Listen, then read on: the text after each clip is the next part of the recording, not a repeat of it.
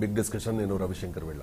జనసేన ఆవిర్భావ దినోత్సవ సభ వేదికగా జనసేనాని పవన్ కళ్యాణ్ వైసీపీ ప్రభుత్వ ప్రజా వ్యతిరేక విధానాలపై ఆగ్రహం వ్యక్తం చేశారు. జగన్ సర్కార్ది విధ్వంసకర పాలన అని, ప్రజా వేదిక కూల్చివేత అనే అశుభ కార్యక్రమంతో పాలన ప్రారంభించారని, ఒక్క ఛాన్స్ ఇస్తే రాష్ట్రాన్ని 25 ఏళ్లు వెనక్కి తీసుకెళ్లారని పవన్ కళ్యాణ్ మండిపడ్డారు. ఈ అరాచక పాలనను అంతమొందించాలని ప్రజలకు పిలుపునిచ్చారు. ఇందుకోసం వైసీపీ వ్యతిరేక శక్తులన్నీ ఏకమవ్వాలని, ప్రభుత్వ వ్యతిరేక ఓటు చీలనివ్వకుండా తన వ్యూహాలు ఉండబోతున్నాయని స్పష్టం చేశారు. బీజేపీ రోడ్ మ్యాప్ కోసం చూస్తున్నామని, 2024లో ప్రజా ప్రభుత్వం స్థాపిస్తామని ధీమా వ్యక్తం చేశారు పవన్ కళ్యాణ్. అంటే 2024 ఎన్నికల్లో పొత్తులు ఉండబోతున్నాయనే విషయాన్ని చెప్పకనే చెప్పేశారు పవన్ కళ్యాణ్. ఇంతకీ వచ్చే ఎన్నికల్లో రాజకీయ సమీకరణాలు ఏ విధంగా ఉండే అవకాశం ఉంది? ఇదే అంశానికి సంబంధించి ఇవాళ బిగ్ డిస్కషన్ లో చర్చిద్దాం. చర్చలో పాల్గొనేందుకు మనతో ఉన్నారు వైఎస్ఆర్ కాంగ్రెస్ పార్టీ అధికార ప్రతినిధి కారుమూరు వెంకటరెడ్డి గారు, లింగంనేని శివరాం ప్రసాద్ గారు, తెలుగుదేశం పార్టీ అధికార ప్రతినిధి, శాంతి ప్రసాద్ గారు, high court advocate and Janasena senior నాయకులు, కోటిపల్లి అయ్యప్ప గారు జాయిన్ అయ్యారు, అనలిస్ట్. మరి కాసేపట్లో మిగిలిన పార్టీల నాయకులు కూడా జాయిన్ అవుతారు. ముందుగా వెంకటరెడ్డి గారు, పొత్తులు ఎలా ఉంటాయి? మీ వైసీపీ వ్యతిరేక పాలనను అంతమొందించేందుకు ప్రభుత్వ వ్యతిరేక ఓటు చీలకుండా పవన్ కళ్యాణ్ వ్యూహాలు ఏ విధంగా ఉండబోతున్నాయి అనే అంశాన్ని పక్కన పెడితే, ముందు వైసీపీ ప్రభుత్వ ఈ 2.5 ఏళ్లలో చేసిన విధానాల్ని పవన్ కళ్యాణ్ ఆవిర్భావ సభ వేదికగా ఎండగట్టారు. ఆంధ్రప్రదేశ్ మా సొంత భూమి, ఆంధ్రులందరూ మా బానిసలు, న్యాయ వ్యవస్థను లెక్క చేయం, పోలీసుల్ని ప్రైవేట్ ఆర్మీగా వాడేస్తాం, రాష్ట్ర రహదారుల్ని గుంతలమయం చేస్తాం, ప్రజల వెన్నుపూసలు విరగొట్టే వరకు విశ్రమించం, పెట్టుబడుల్లో 50% వాటా లాక్కుంటాం, అన్నం పెట్టే రైతన్నల్ని అప్పుల ఊబులోకి నెట్టేస్తాం, ఇసుకను అప్పడంలా కరకరా నమలేస్తాం, పార్కులు, స్కూళ్లు, ప్రభుత్వ భవనాలను తాకట్టు పెట్టేస్తాం, సంపూర్ణ మద్యపాన నిషేధం అంటూనే ప్రజలతో చిత్తుగా తాగిస్తాం, మా వైసీపీ ఎంపీ అయినా సరే ఎదురు తిరిగితే చిత్త కొడతాం, ఒక్క ఛాన్స్ తో ఆంధ్రాను 25 ఏళ్లు వెనక్కి తీసుకెళ్లాం, ఇంకొక ఛాన్స్ ఇస్తే చిన్న పిల్లల చేతిలో చాక్లెట్లు కూడా లాక్కుంటాం. ఇది ఈ ఒక్క ప్రతిజ్ఞతో, అంటే మీ నాయకులు ప్రతిజ్ఞ ఈ విధంగా చేశారంట. సో ఆ రకంగానే మీ పాలన ఉందంట. మొత్తం ఈ ఒక్కదాంతోనే మీ విధానం, ప్రభుత్వ విధానాలు ఎలా ఉన్నాయి అనేది ఆయన క్లియర్ గా ఆయన వెర్షన్ లో చెప్పేశారు పవన్ కళ్యాణ్ గారు. సో మీ మీద, మీ ప్రభుత్వ మీద చేసిన ఆరోపణల మీద ముందుగా మీ కామెంట్ చెప్తే తర్వాత పొత్తుల మీద కూడా మీరు రియాక్ట్ అయ్యే అవకాశం ఇస్తా. వెంకటరెడ్డి గారు, ప్లీజ్ రెస్పాండ్. ముందుగా మీకు ప్యానెల్లో ఉన్న అందరికీ 99 టీవీ ప్రేక్షకులకి నమస్కారాలు. రవిశంకర్ గారు, ఇప్పుడు మీరు చదివించిన ఏదైతే అది ఉందో, నిన్న ఒక గంటన్నర ఇదే సినిమాటిక్ డైలాగుల్లాగా రాసిచ్చినటువంటి స్క్రిప్ట్ని సరిగా చదవలేక ఇబ్బంది పడిపోయి చదివినందుకు నమస్కారాలు. అట్లానే పాత మిత్రులు, మళ్ళీ కొత్తగా కలవబోతున్నటువంటి తెలుగుదేశం మిత్రులకి నమస్కారాలు. మేము ఎప్పుడూ తెలుగుదేశంతో కలవం, చంద్రబాబు నాయుడు అనే అతనే పెద్ద దరిద్రం అని అనేక సార్లు డిబేట్లో ఆ దరిద్రాన్ని మళ్ళీ మేము నెత్తిన పెట్టుకుంటామని చెప్పినటువంటి శాంతి ప్రసాద్ గారికి నమస్కారాలు, ఎనలిస్ట్ గారికి కూడా నమస్కారాలు.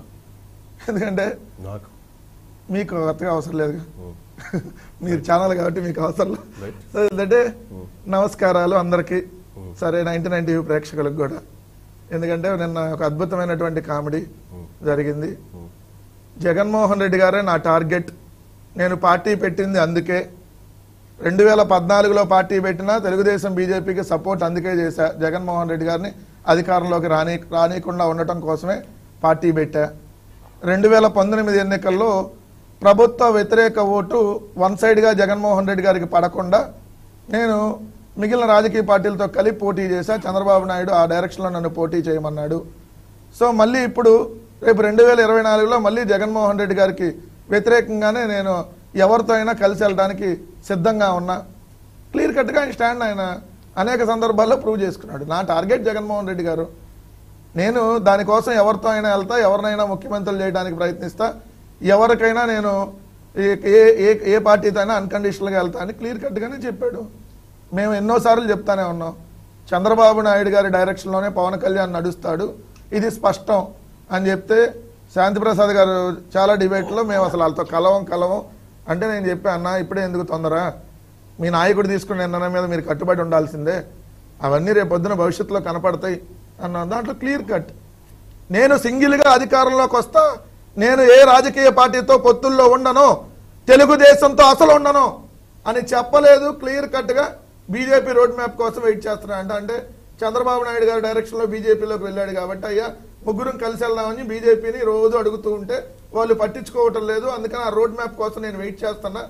ఆ రోడ్ మ్యాప్ రాకపోతే నేను ఖచ్చితంగా తెలుగుదేశం ఇంకా కమ్యూనిస్టులు మిగిలిన వాళ్ళతో కలిసి వెళ్తా అని క్లియర్ కట్ గా మరోసారి చెప్పాడు. అందుకని మీకు రెండు చేతులు ఎత్తి నమస్కారాలు, మీ ధన్యవాదాలు కూడా చెప్తా ఉన్నాం. ఎందుకంటే మేము చెప్పింది కాదు కాదు అని మీరు ప్రూవ్ చేసుకోవడానికి జనసేనలు అనేక సందర్భాల్లో పాపం ఇబ్బందులు పడ్డారు కాబట్టి నిన్న ఆ మబ్బులు కూడా ఒక 80% తొలగించాడు. కాబట్టి ఇప్పుడైనా వాళ్ళ వర్షం మేము ఎవరితో అయినా పొత్తులో వెళ్ళడానికే మేము ఉన్నాం. మాకు వ్యతిరేకం ఓన్లీ జగన్మోహన్ రెడ్డి గారే. చంద్రబాబు నాయుడు గారికి భజన మేము మళ్ళీ చేయడానికి రెడీగా ఉన్నాము అని ప్రూవ్ చేసుకున్నారు. ఇంకోటి క్లియర్ కట్ గా మా పరిపాలన గురించి చెప్పారు కదా. నువ్వు పొత్తు పెట్టుకున్నటువంటి భారతీయ జనతా పార్టీ ఏదైతే దానికి సంబంధించినటువంటి కేంద్ర మంత్రులు ఈ పాలన ఎలా ఉందో వాళ్ళు వచ్చి ఆంధ్రాలో పొగుడుతుంటే మనం హైదరాబాద్ లో ఉంటే తెలియదు కదా పవన్ కళ్యాణ్ గారు.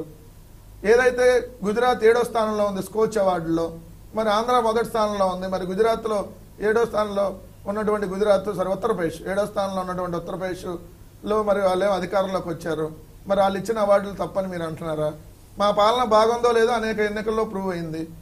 ఏదో మీ ఓటింగ్ పెరిగిందని ఏదో కామెడీ చేశారు. పోటీ చేసిన స్థానాల్లో ఓటింగ్ పెరిగింది. మొత్తం ఓవరాల్ గా చూసుకుంటారు. కానీ నేను 4 స్థానాల్లో పోటీ, ఇప్పుడు భీమవరం గాజువాకలో నేను పోటీ చేశాక అక్కడ నా 35% వచ్చిందంటే మీ ఓటింగ్ 35% అయిపోయిందా?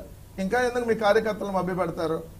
మేము మా జెండాతో పాటు మిగిలిన అన్ని జెండాలు మోయటానికి సిద్ధంగా ఉన్నామని మీ జనసేన ఆవిర్భావ దినోత్సవం రోజు మరొకసారి అక్కడికి వచ్చినటువంటి పబ్లిక్ కి నువ్వు చెప్పావనంటే మీ కార్యకర్తలకి ఇంకా వాళ్ళకి క్లియర్ కట్ గా అర్థమవుతుంది. అయ్యా మనం మనొక్క జెండా కాదు, ఈ జెండా ఉపదాన ఈ జెండా ఉపదాన, లేదంటే ఒకటే కర్రకి పైన ఒక జెండా మధ్యలో ఒక జెండా కింద ఒక జెండా కట్టుకొని మనం మోయాలని చెప్పి క్లియర్ కట్ గా ఇండికేషన్స్ ఇచ్చారు. ఇదేం రాజకీయ పార్టీ నాకు అర్థం కాల. మేము అందరూ కలిసి రమ్మంటాం. మేము కూడా మేము సింహం సింగిల్ గానే వస్తాం. మీరందరూ రాజకీయ పార్టీలు గుంపులు కలిసి వస్తే 2014లో ఏమైందో చూసారు కదా వెంకట. 2014 రాజకీయ పరిణామాలు వేరు సార్. 2014లో మేము అధికారంలో లేము. మేము ఆ రోజు అపోజిషన్ కూడా కాదు. మేము ఆ రోజు కాంగ్రెస్ పార్టీ అధికారంలో ఉంది, తెలుగుదేశం పార్టీ అపోజిషన్. ఆ రోజు మోడీ గారి మేనియా నడిచింది. ఆ మోడీ గారి మేనియా నడవటం 1% ఓటింగ్ తో మా మీద రకరకాలుగా ముద్రేశారు. మమ్మల్ని ఇప్పుడు అధికారంలోకి వచ్చాం కాబట్టి మళ్ళీ మేము అధికారంలో ఉండిపోయేటటువంటి పరిస్థితి ఉండదు. మేము మంచి చేసాం, ఖచ్చితంగా దాన్ని నమ్మి ప్రజలు మాకు ఓట్లేస్తా ఉన్నారు. దాన్ని కూడా మేము విశ్వసించాం. మీకు అక్కడ అది ఉంది, ఎలాంటి ఆరోగ్యశ్రీ ఎత్తేసారంటాడు, అమ్మఒడి తీసేశారంటారు, పెన్షన్లు తగ్గించారంటారు. ఎవరు రాసిచ్చారు?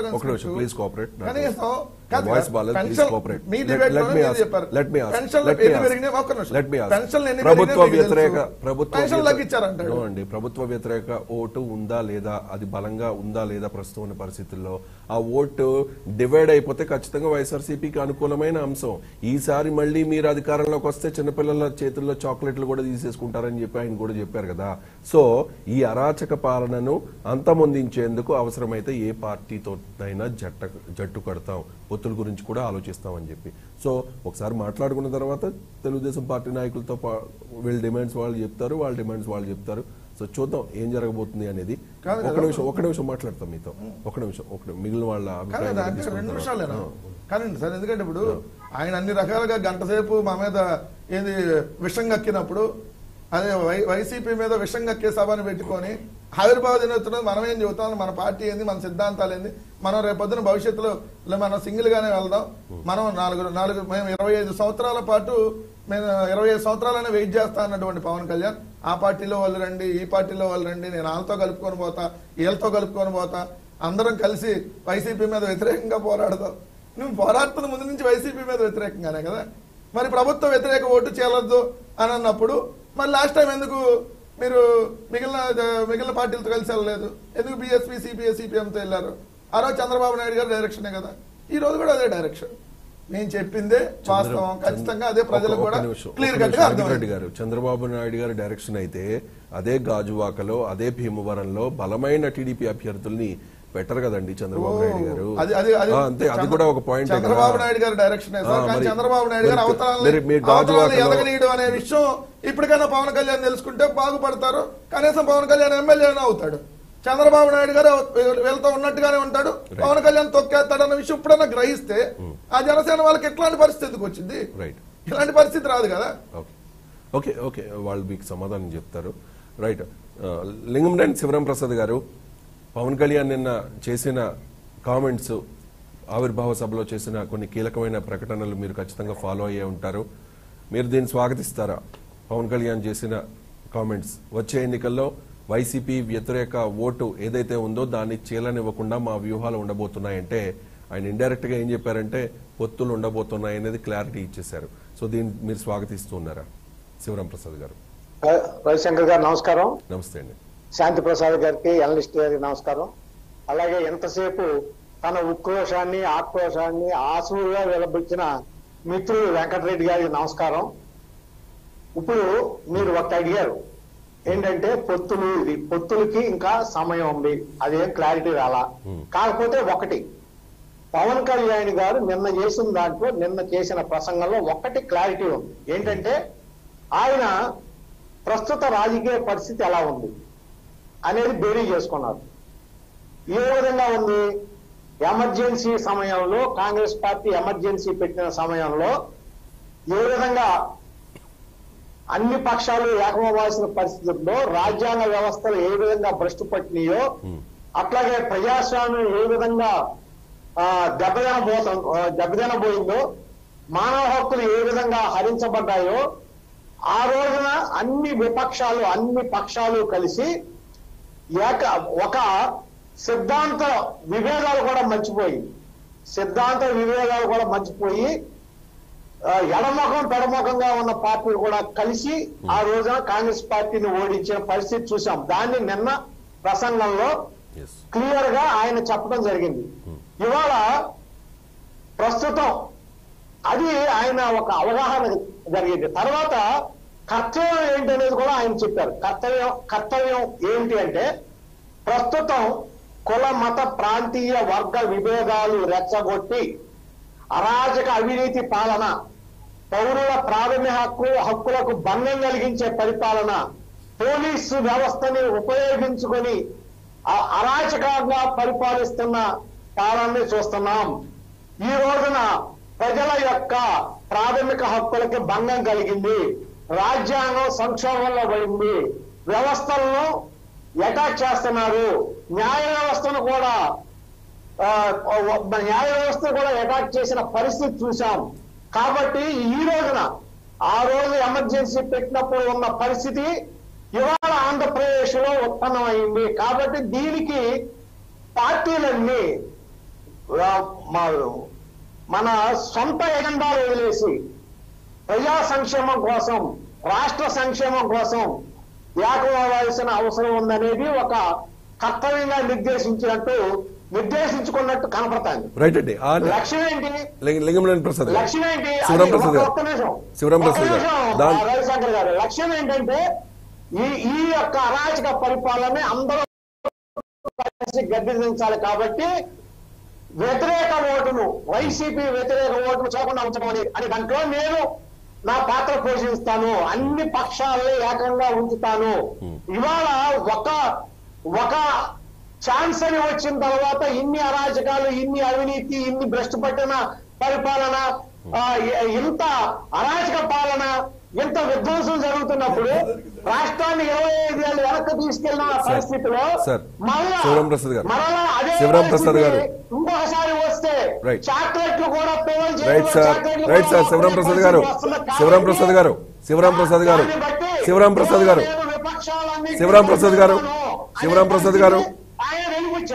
ప్రసాద్ గారు మనం అనలైజ్ చేద్దాం. అసలు ఏంటి ఆ ప్రసంగంలో ఏముంది, ఏం చెప్పడానికి?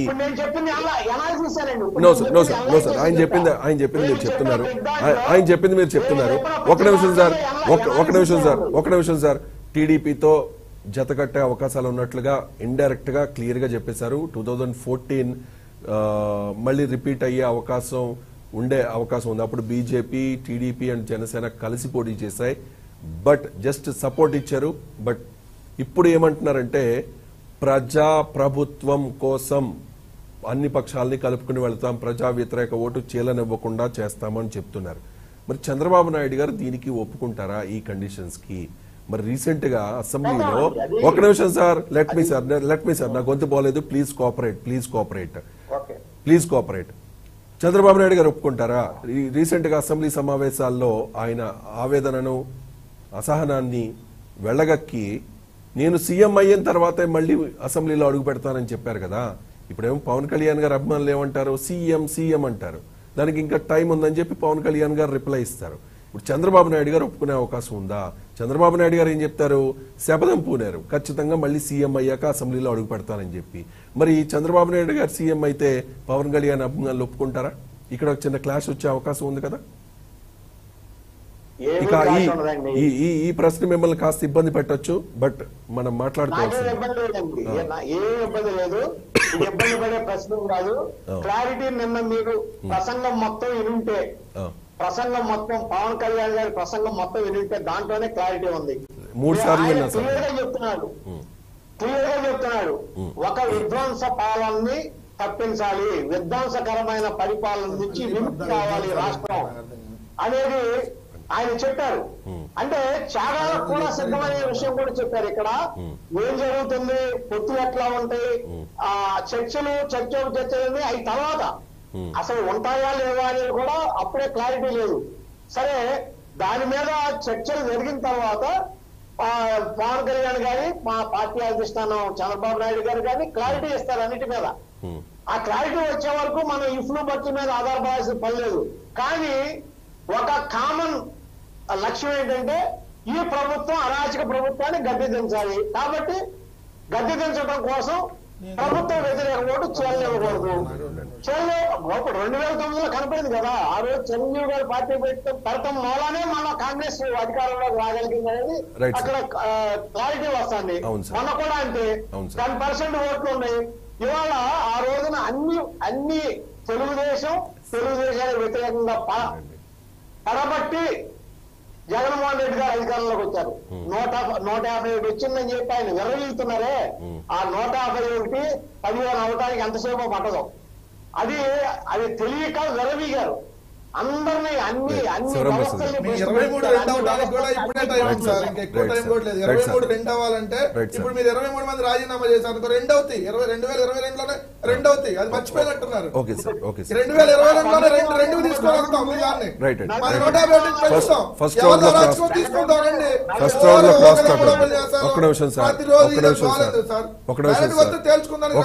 శివరాం ప్రసాద్ గారు మీరు చెప్పింది చెప్పారు కదా, ఫస్ట్ రౌండ్ లో మనం క్రాస్ టాక్ చేయొద్దు. శాంతి ప్రసాద్ గారు పెద్దలు స్పందిస్తారు.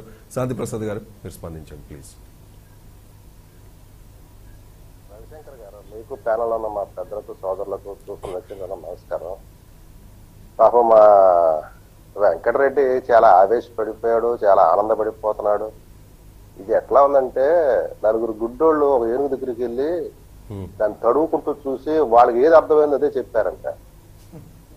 మీకు వినపడుతుందండి రవిశంకర్ గారు? జనసేనలకు అర్థమైంది చెప్పేయండి సార్ మాకు. నేను చెప్తున్నా వెంకటరెడ్డి, ఎందుకు ఆవేశపడతావు వెంకటరెడ్డి? మాట్లాడండి. నా 4 గుడ్డోళ్ళ పరిస్థితి ఇప్పుడు నువ్వు చెప్తున్న పరిస్థితి, నిన్నటి నుంచి మీ నాయకులు వాగుతున్నా దాన్ని ఎందుకు అంటావు? ఆ రకంగా ఉంది. మొట్టమొదటిగా పెద్దపాలెరు బయటకు వచ్చాడు. సరే, ఇక అది అట్లా వదిలేస్తే సినిమా స్క్రిప్ట్ చదవలేక చాలా ఇబ్బంది పడ్డాడంట. అసలు స్క్రిప్ట్ రాసిచ్చినా కూడా చదవలేని వ్యక్తి రాష్ట్రంలో ఎవడన్నా ఉన్నాడు, అతనికి ఆస్కార్ అవార్డు ఇవ్వచ్చు అంటే ఎవరు ఫస్ట్ ప్రైజ్ కొడతారో జనాలకు వదిలేస్తున్నా. ఇక నా గురించి కూడా చెప్తూ ఎంత దరిద్రం వద్దన్నా మేము పెట్టుకుంటాం అన్నట్టు చెప్పాడు.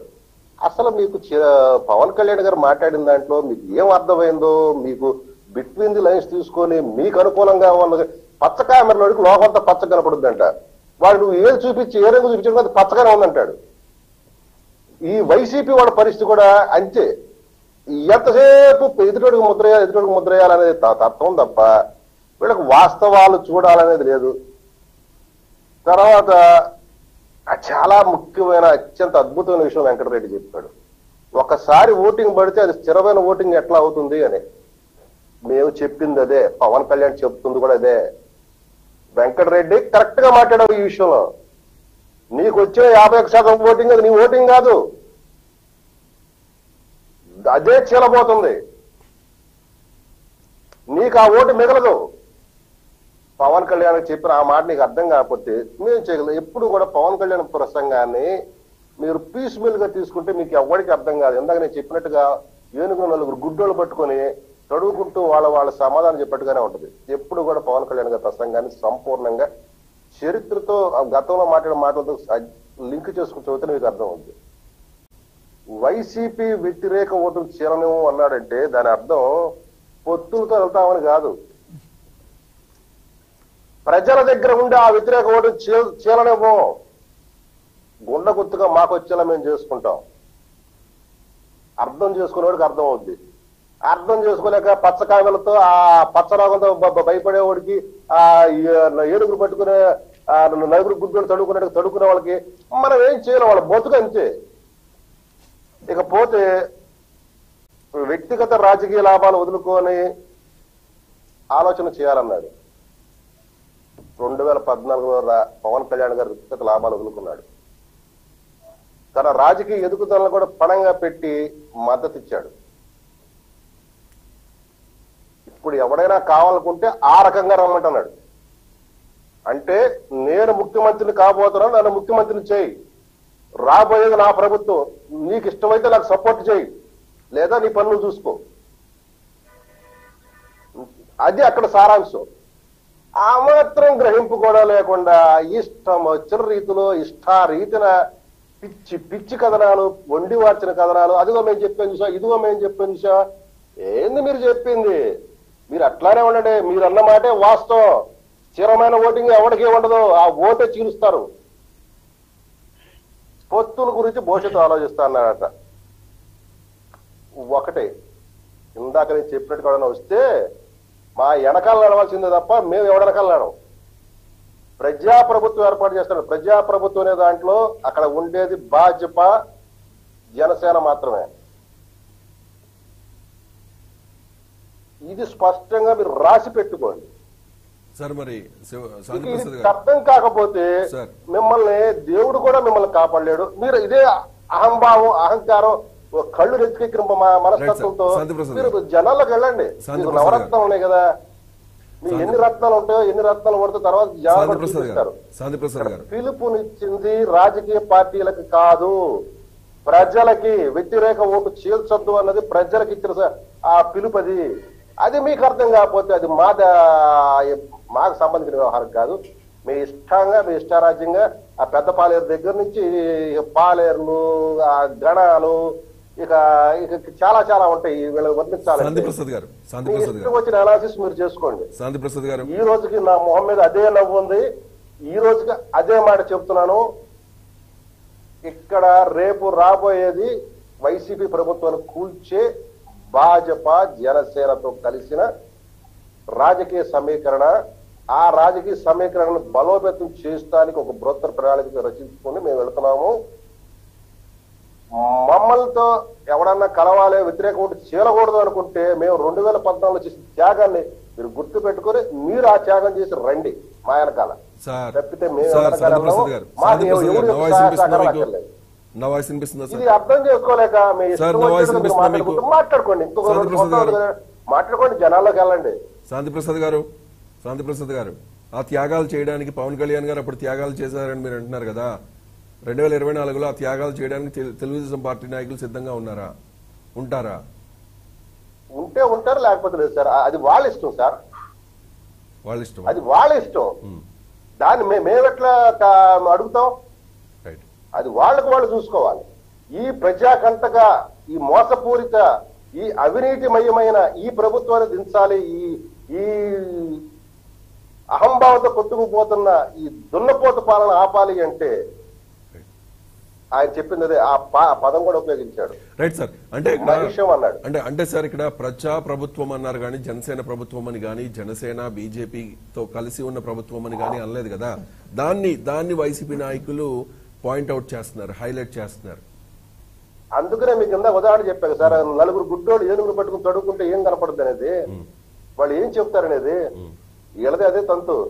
ప్రజా ప్రభుత్వం అంటే ఆ ప్రభుత్వంలో జనసేన అగ్రస్థానంలో భాజపాతో కలిసి ముఖ్యమంత్రి అభ్యర్థి పవన్ కళ్యాణ్.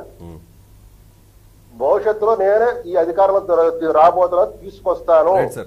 సార్ దీనికి బీజేపీ రోడ్ మ్యాప్ ఇవ్వడం ఏంటి సార్? నాకు అర్థం కాలేదు. బీజేపీ రోడ్ మ్యాప్ మాకున్న అవగాహన సార్, మేము పెట్టుకున్న అవగాహన వాళ్ళు విస్తృతమైన దీంట్లో ఉంటారు. ఇప్పుడు మాకు జనాలు కేడర్ ఉంది సార్, వాళ్ళకి వ్యూహ రచన ఉంది, వాళ్ళలో ఆ అనుభవం ఉంది. మాకు జనాల్లో పట్టుంది. ఆ రెండింటిని మమేకం చేసుకుంటూ ఒక బృహత్తర వ్యూహం మేము వెళ్తున్నాం. ఎన్నికల స్ట్రాటజీ మేము ఇప్పటి వరకు దాన్ని అమలు చేయలేదు, దాని గురించి మేము చూపించలేదు. స్థానిక సంస్థల ఎన్నికల తర్వాత నుంచి మేము ఇప్పుడు దాన్ని అమలు చేయబోతున్నాము. ఎందుకంటే ఒక ఊపు సస్టైన్ చేయాలంటే అది ఎక్కువ కాలం ఉండదు కాబట్టి సమయాన్ని చూసి దెబ్బ వేయటం అంటాం. ఇప్పుడు సమయం వచ్చింది కాబట్టి ఇప్పుడు మేము రంగంలో దిగుతున్నాము. ప్రతి పనికి కూడా ప్రత్యక్ష పోరాటంలోకి వెళ్తాం మేము ఈ ప్రభుత్వం మీద. సార్ ఇంకొక విషయం, ఈ వార్త మీరు ఫాలో అయ్యారో లేదో, రీసెంట్ గా జగన్మోహన్ రెడ్డి గారిని చిరంజీవి గారు కలిసినప్పుడు మీ తమ్ముడిని ఈసారి అంటే 2024 ఎన్నికల్లో విడిగా పోటీ చేయమని రిక్వెస్ట్ చేశారంట.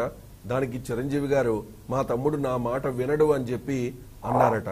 మరి మిగిలిన ఈ వ్యాఖ్యలన్నీ జగన్మోహన్ రెడ్డి గారు చిరంజీవి గారు మాట్లాడుకుంటుంటే మరి ఈ వార్త ఎక్కడ వాళ్ళు దాక్కుని విన్నారో మీరే చెప్పాలి సార్. మీరే చెప్పాలి సార్.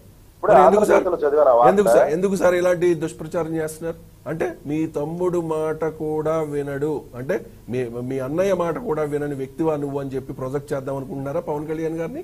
మరి ఇది విష ప్రచారం కదా? అసలు ఈ పిచ్చ విష ప్రచారం చేసే ఈ సన్నాసులకి ఒక విషయం స్పష్టత గమనించండి. ప్రజారాజ్యం పార్టీని విలీనం చేసినప్పుడు దేవుడు లాంటి అన్నతో కూడా విభేదించి చాన్నాళ్ళు మాట్లాడాలి పవన్ కళ్యాణ్. దూరం జరిగిపోయాడు. కుటుంబ పరంగా కూడా అతను పార్టిసిపేట్ చేసేవాడు కాదు. ఆ కనీస జ్ఞానం అవగాహన ఉన్న ఎవరైనా సరే ఇప్పుడు గతవరాతలు రాయరు. రాసినారంటే వాళ్ళకు కూడా ఏదో దురుద్దేశాలు వచ్చినాయి. ఈ వార్త వచ్చింది ఆంధ్రజ్యోతిలో. ఎవడు ఇందాక చెప్పాను నలుగురు గుడ్డోళ్ళు అనేది ఎవడికి వచ్చిన దాన్ని తాకిన తర్వాత ఎవడికి వచ్చిన భావాన్ని వాడు చెప్పుకుంటున్నాడు. వాస్తవంగా స్వరూపం చూస్తే అక్కడ కనపడేది ఏనుగు. ఇది వీళ్ళ చిరంజీవి గారి గురించి నాకు స్పష్టంగా తెలుసు. చిరంజీవి గారితో ఎక్కువ కాలం ప్రయాణం చేసిన వాడిని. రాసి పెట్టుకోండి, చిరంజీవి గారు పవన్ కళ్యాణ్ వ్యతిరేకంగా ఒక్క పని అంటే ఒక్క పని కూడా చేయడు. మరి అన్నయ్య చెప్తే మరి అన్నయ్య పెద్ద అన్నయ్య చెప్తే పవన్ కళ్యాణ్ గారు వింటారా? వాళ్ళ మధ్య ఏదైనా క్లాష్ ఉందా? రాజకీయ విషయాల్లో భగవంతుడు వచ్చి చెప్పిన పవన్ కళ్యాణ్ గారు వినడు. రాజకీయ విషయాల్లో రాష్ట్ర విషయాల్లో భగవంతుడు చెప్పినా వినడు. కానీ ఇతరత్ర విషయాల్లో ఎవరు చెప్పినా వింటాడు. రాజకీయాలు ఈ రాష్ట్ర భవిష్యత్తుకు సంబంధించి పవన్ కళ్యాణ్ గారికి స్పష్టమైన ప్రణాళిక ఉంది. ఇది పవన్ కళ్యాణ్ గారితో పయనించే వాళ్ళకే స్పష్టంగా అర్థమవుతుంది. ఈ రోజు నిన్న ఆవిష్కరించిన యొక్క ఏదైతే వ్యవహారం ఉందో మాలాంటి వాళ్ళకి 2018లోనే చెప్పడం జరిగింది. కాబట్టి ఆయన ప్రణాళికాబద్ధంగానే పోతున్నాడు తప్పితే ఎక్కడా కూడా డీవియేషన్ లేదు. ఆయన వేసుకున్న ఆ స్కెచ్ లోనే నడుస్తున్నాడు ఆయన. రెండోది చిరంజీవి గారే స్పష్టత ఇచ్చారు గన్నవరం విమానాశ్రయంలో అడిగిన విలేకరులకి. ఇంకా అంతకన్నా చెప్పదెబ్బ కావాలనుకుంటే మళ్ళీ ఇంకోసారి చెప్పదెబ్బ కావాలంటే ఇస్తారు ఆయన. అది మీరు ఇవ్వండి సార్ ఒకసారి. ఏంటి సార్ ఈ రకంగా మాట్లాడే వాళ్ళకి చెప్పండి సార్ ఒకసారి క్లారిటీ ఇవ్వండి. నా తమ్ముడికి వ్యతిరేకంగా నేను ఏ పని చేయను అన్నాడు. మీకు ఇంకా స్పష్టత ఏమన్నా? నేను మోడీ గారు గెలిచిన తర్వాత 2014లో చిరంజీవి గారితో వ్యక్తిగతంగా కలిసి మాట్లాడినప్పుడు నేను ఆయన కొన్ని ప్రశ్నలు వేస్తే దానికి ఎప్పుడు ప్రసాదం నువ్వు ఎంతసేపు నువ్వే ప్రశ్నలు వేస్తావు, ఈసారి నేను ప్రశ్నలు వేస్తానని కొన్ని ప్రశ్నలు వేశాడు. 2014 తర్వాత జరిగిన మాట, ఎన్నికలైన తర్వాత. ప్రసాద్ 6 నెలల ముందు చంద్రబాబు నాయుడు అధికారంలోకి వస్తాడు నువ్వు ఊహించావని అడిగారు. నేను ఊహించలేదండి అన్నాను. మరి 3 నెలల కింద ఊహించావా అన్నాడు. నేను ఊహించలేదండి అన్నాను. నెల రోజుల కింద ఊహించావా అన్నాడు. నేను ఊహించలేదండి అన్నాను. మరి వారం 10 రోజుల ముందన్న ఊహించావని అన్నాడు. ఊహించానండి అన్నాడు. ఎందుకు కారణం ఏంటి చెప్పన్నాడు. మీ తమ్ముడు గారేనండి అని చెప్పాను. రాజకీయాలు అంత వాలటైల్ గా అంత డైనమిక్ గా ఉండి రోజుల వ్యవధిలోనే ఊట అనేది మార్చి ఉన్న పరిస్థితుల్లో మన రాజకీయాల గురించి ఇప్పుడు మాట్లాడద్దు. ప్రసాద్ అంటే నేను ఇప్పుడు న్యాయవాదిని కాబట్టి నువ్వు మూసుకొని న్యాయవాదిగా ప్రాక్టీస్ చేస్తావు, నేను మూసుకొని సినిమాలు చేసుకుంటాను. మళ్ళీ ఎన్నికలు వచ్చినప్పుడు మనం మాట్లాడుకుందాం. ఈ లోపు నీ వృత్తి నువ్వు చేసుకో, నా యొక్క వృత్తి నేను చేసుకుంటా అన్నారు. ఆ తర్వాత మేము కలిసినా కూడా ఎక్కడా కూడాను పవన్ కళ్యాణ్ గారి గురించి ఆయన ఎప్పుడు వ్యతిరేకంగా మాట్లాడలేదు, పవన్ కళ్యాణ్ గారిని సమర్థిస్తూ మాట్లాడాడు. మొన్న గన్నవరం విమానాశ్రయంలో ఈ సినిమా టికెట్ల గురించి ఏదో పొలిటికల్ మైలేజ్ పొందామని కొన్ని పెద్ద ప్రయత్నాలు, కొన్ని పెద్ద పార్టీలు చేసిన దాన్ని స్పష్టంగా చెప్పుతో కొట్టడిగా తిప్పికొట్టాడు ఆయన. ఇంకా అంతకన్నా మీకు ఉదాహరణ కావాలా? సరే, ఒక ఆయన అంటాడు అన్నగారు చిరంజీవికి నమస్కారం పెట్టలేదు అంటాడు. రాజకీయంగా రాష్ట్రం గురించి అనేది వస్తే ఎవరితో అయినా పోరాడతాడు పవన్ కళ్యాణ్.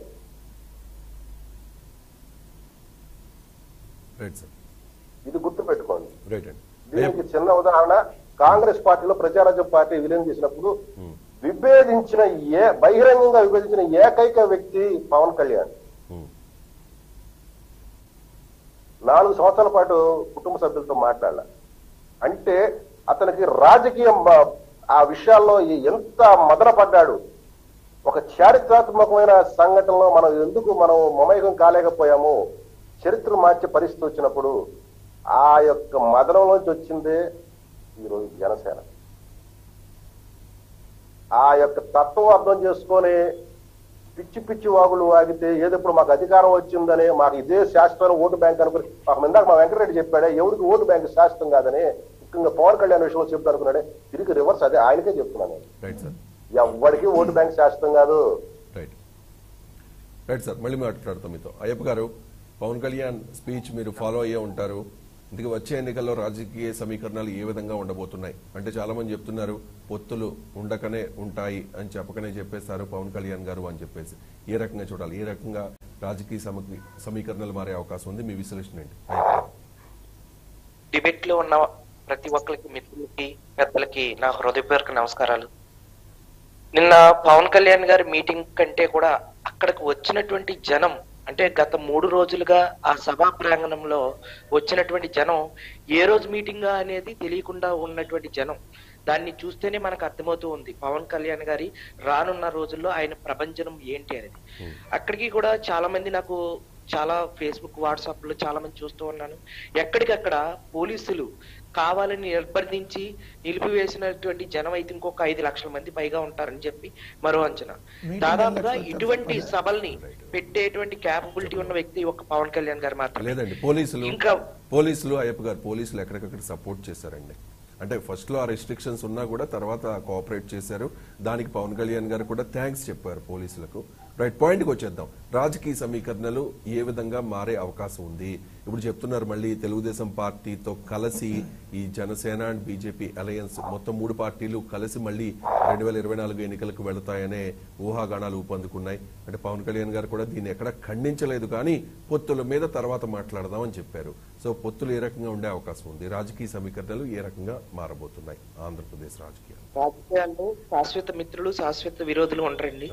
ఇక్కడ నేను చెప్పగలిగే పాయింట్ ఏంటంటే, పవన్ కళ్యాణ్ గారు స్పష్టమైనటువంటి ఆలోచన విధానంతో పార్టీని నడుపుతూ ఉన్నారు. అధికారం చేపట్టాలి, తాయిలాలు ఇచ్చేయాలి ఈ రోజుకి ఈ రోజు. అంటే ఇంకా 2.5 సంవత్సరాల పైనే ఎలక్షన్ టైం ఉందండి, ఇంకా 2 సంవత్సరాల పైగా. అప్పుడే పొత్తుల గురించి వీటి గురించి మాట్లాడే అంత సమయం అయితే ఇది కాదు అని చెప్పి, ఒకవేళ అప్పుడు ఆలోచిస్తానన్నారు. ఇప్పుడు రాష్ట్రంలో ఆర్థిక అత్యవసర పరిస్థితి ఏర్పడేటువంటి ప్రమాదం కూడా ఉంది. రాష్ట్రం అనేది ఒక ఉద్యోగులను చూసుకున్నా, ఒక కాంట్రాక్టర్లను చూసుకున్నా, ఒక ఆర్టీసీ ఉద్యోగులను చూసుకున్నా, డాక్టర్లను చూసుకున్నా, ఆసుపత్రులు నడుపుతున్నటువంటి ఆరోగ్య శాఖ యొక్క బిల్లులు చెల్లించకపోవటం, ఇటువంటి ఎన్నో విధానాలన్నింటినీ కూడా ప్రతి ఒక్కటి క్షుణ్ణంగా ప్రజలకి అర్థవంతమయ్యేలాగా చాలా బాగా వివరిస్తూ, ఇట్లాగా ఇన్ని సంవత్సరాల్లో స్వతంత్రం వచ్చినప్పుడు కానీ లేదు కాబట్టి ఇటువంటి ప్రభుత్వం ప్రజలకి ప్రమాదకరంగా ఉంది. 1,00,000 కోట్ల సుమారు అవినీతి జరుగుతున్నది అనే దాంట్లో స్పష్టమైనటువంటి ఒక అర్థం ఏంటంటే, 6 లక్షల కోట్ల రూపాయలు అప్పు చేశారండి. 2 సంవత్సరాల బడ్జెట్ కాలంలో 5 లక్షలు మాత్రమే వీళ్ళ బడ్జెట్ రూపొందించారు. అంటే 6 లక్షల అప్పులు, అంటే ఇంకా 1,00,000 కోట్లు పైగా అప్పులు చేశారు. అంటే బడ్జెట్ కి మించి అప్పులు చేశారు. మరి వచ్చిన ఆదాయం ఏమైపోయింది? కేంద్ర ప్రభుత్వం ఇస్తున్న సహాయాలు ఏమైపోయాయి? ఎక్కడికక్కడే చెల్లించలేకుండా ఉన్నారు. కాంట్రాక్టర్లు చెల్లించలేదు, ఆర్టీసీ ఉద్యోగస్తులు ప్రొవిడెంట్ ఫండ్ తినేశారు. కేంద్ర ప్రభుత్వం డిఏ అమలు చేస్తూ ఉంటే రాష్ట్రంలో పిఆర్సీ అనేది ఏ విధానంలో చూసుకున్నా సరే ప్రజలందరూ కూడా అసంతృప్తిగా ఉన్నారు. రోడ్డులు గాని, అలాగే రైతులు ధాన్యం కొనుబడి కానీ ప్రతి వ్యవస్థలో కూడా, అలాగే మహిళలకు యొక్క డ్వాక్రా మహిళల అభయాస్త స్కీములు తొలగించడంలో కానీ ఇట్లాగా అన్ని వ్యవస్థలు కూడా నిర్వీర్యం అయిపోయినాయి. ప్రస్తుత పాలన అనేది 2.5 సంవత్సరాల్లోనే ఆంధ్రప్రదేశ్ అత్యవసర పరిస్థితి ఏర్పడే విధంగా ఉంది. నిర్మలా సీతారామన్ గారిని కూడా కలిసి పార్లమెంట్ లో కూడా మా ఆంధ్రప్రదేశ్ జీతాలు కూడా ఇవ్వలేనటువంటి పరిస్థితుల్లో ఉన్నాం, ఆదాయ మార్గాలు లేవు అనేటువంటి పరిస్థితికి వచ్చేసింది. ఈ ప్రభుత్వం వల్ల భవిష్యత్తు తరాలు కూడా నష్టపోతాయి. దీని వల్ల ఎవరితోటైనా సరే పొత్తుకోవటానికి సిద్ధంగా ఉండాలి అన్నారు తప్ప అది ఏ పార్టీ అనేది చెప్పలేదండి. అయ్యప్ప గారు, అనలైజ్ చేద్దాం మనం. పొత్తులు ఏ రకంగా ఉండే అవకాశం ఉంది అనేది నా ప్రశ్న. పొత్తులు అవసరమా? చెప్తున్నారు కదా, జనసేన సింగిల్ గా లేకపోతే భారతీయ జనతా పార్టీతో కలిసి 2024 ఎన్నికల్లో అధికారాన్ని కైవసం చేసుకోలేదా? తెలుగుదేశం పార్టీ సపోర్ట్ అవసరమా ఈ అరాచక పాలనను అంతమొందించేందుకు? పవన్ కళ్యాణ్ గారు మాటల్లో ఏమండి, పొత్తులు అనేవి అసలు ఇంకా బీజేపీ అనేది టీడీపీకి వ్యతిరేకంగా ఉంది ప్రజెంట్ పరిస్థితుల్లో. మరి ఇటువంటి సమీకరణాల దృష్ట్యా పొత్తు ఉంటుందా ఉండబోతుందా అనేది తదుపరి విషయం.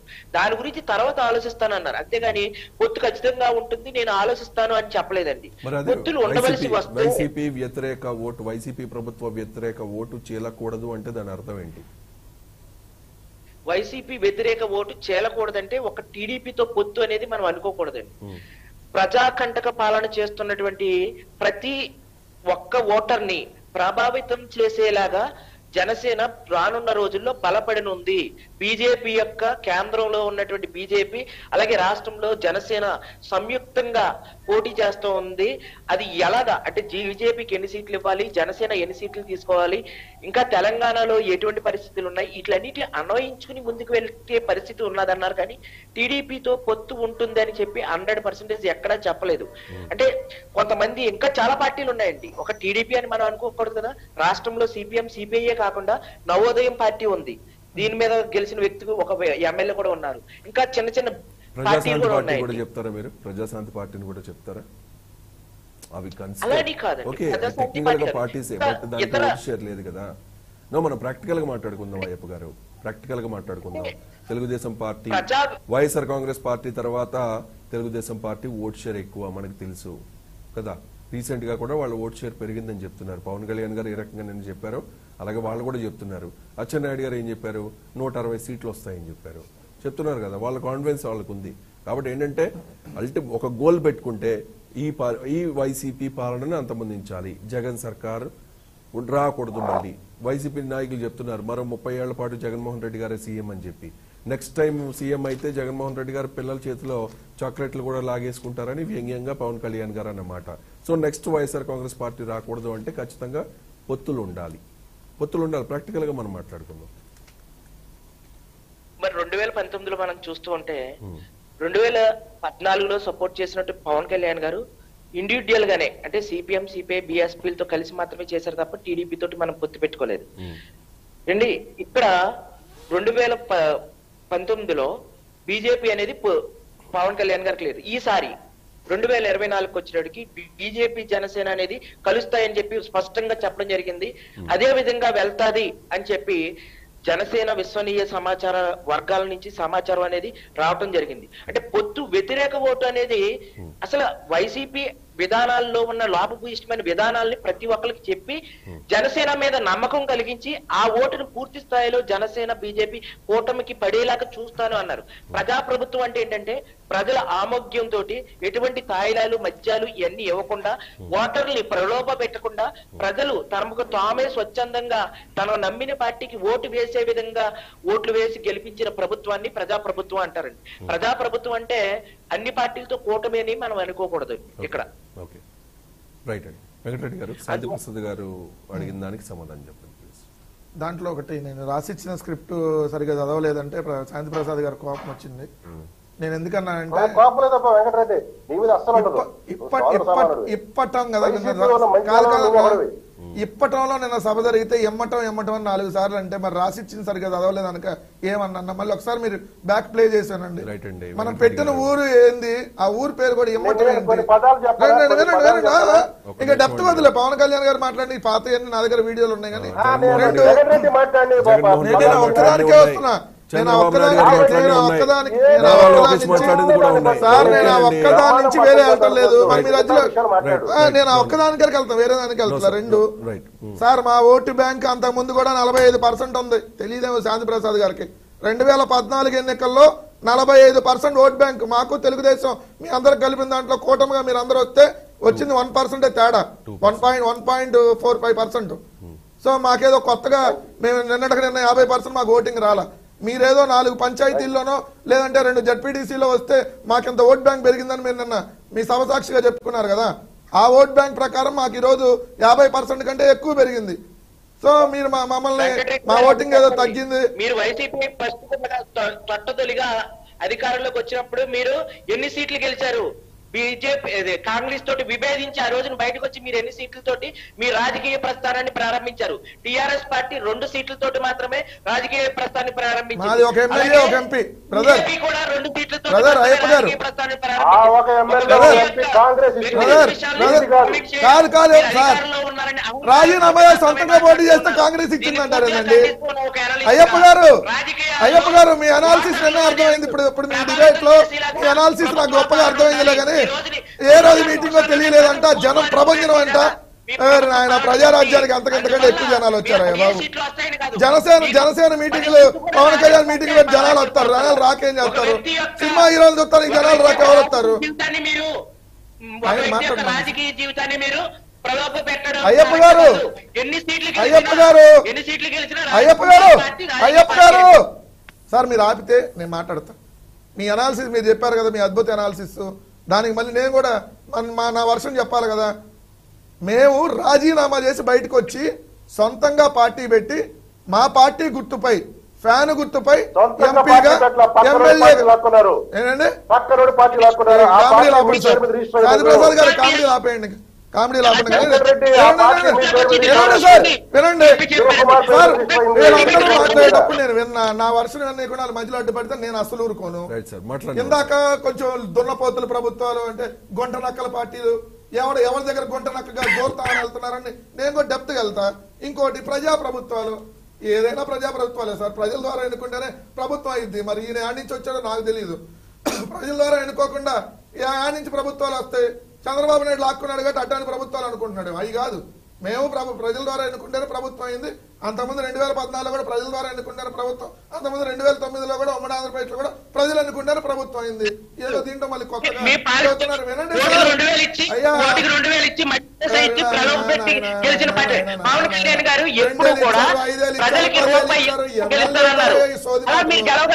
ఎన్నాళ్ళు చెప్తారు ఈ సోది మాటలు.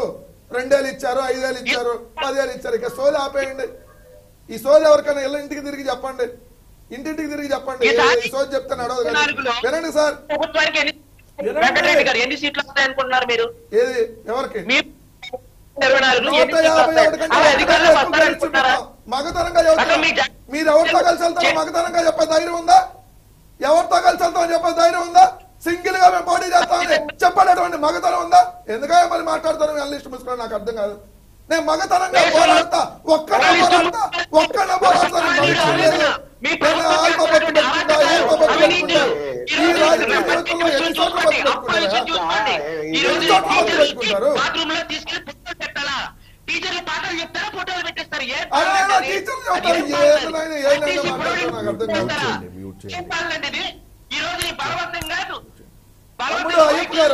అయ్యప్ప గారు మనం మాట్లాడితే పాయింట్ టు పాయింట్ ఆయన అడిగారు శాంతి ప్రసాద్ గారు జనసేన నుంచి అడిగి చెబుతున్నా. తర్వాత మీ దగ్గరకు వస్తాను. తర్వాత మీ అనాలిసిస్ దగ్గరికి వచ్చేది. ఇంకా చెప్పారు ఆయన బీజేపీకి మంచి అనుభవం ఉంది. సో అనుభవాలన్నింటినీ రంగరించుకొని మేము ఇక్కడ మాకు మంచి పబ్లిక్ లో ఇమేజ్ ఉంది. సో రెండింటినీ కలిపి వెళ్తా అన్నారు. మరి బీజేపీకి ఇమేజ్ ఉంటే 4 ఏళ్ళు బీజేపీతో ఏదైతే మద్దతులో ఉండి మరి బీజేపీ పాచిపాయన లడ్లు ఇచ్చింది. బీజేపీ దక్షిణ భారతదేశంలో కుక్కల్లాగా చూస్తుంది. బీజేపీ ఎన్నికలు వచ్చినప్పుడు అలా యుద్ధాన్ని తీసుకొని వచ్చిందని చెప్పి పవన్ కళ్యాణ్ గారి బయటలు లేకపోతే నేను మళ్ళీ పంపిస్తా మీకు.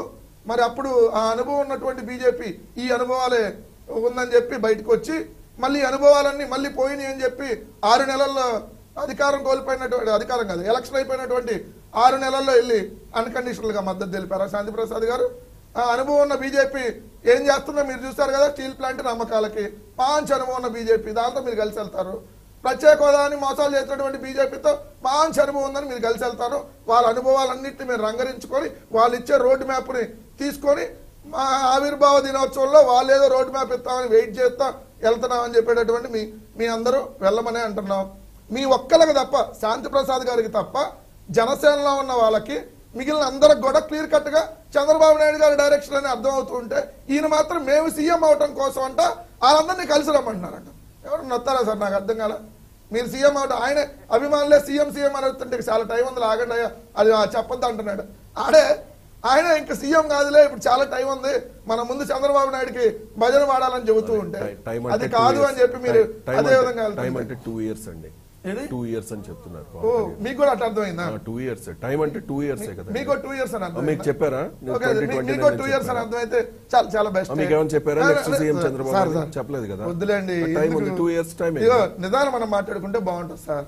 ఇంకా కూడా మనం బుకాయం చేసుకుంటా ఎస్ మేమే సీఎం అవటం కోసం అందరిని మేము కలిసి రమ్మన్నాం, రండి రండి రండి అని అన్నారంట. ఆయన నన్ను సీఎం అని చేయండి అని ఆయన చెప్పట్లా.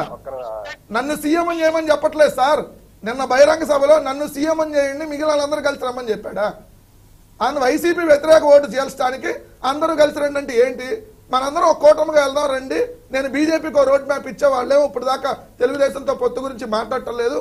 సో ఆ రోడ్ మ్యాప్ కోసం నేను వెయిట్ చేస్తున్నాను క్లియర్ కట్ గా చెప్తే అది కాదు అంటే నేనేం చెబుతాను? ఆయన అనలిస్ట్ గారు చెప్పిన దానికి కూడా సమాధానం చెప్పాలి. ఆయన ప్రభంజనము అసలు ఇది ప్రజలు నిన్న అసలు 3 రోజుల్లో ఏ రోజు మీటింగ్ అర్థం కాలేదని. ఏ రోజు మీటింగ్ అర్థం కాదు మొదటి రోజే మన ఆయన వచ్చి మాట్లాడచ్చు కదా, అంతమంది జనాలు వచ్చేది మొదటి రోజు. సో ఏ మీటింగ్ అయినా ఎవరికైనా జనాలు వస్తారు. ఆ జనాలను చూసి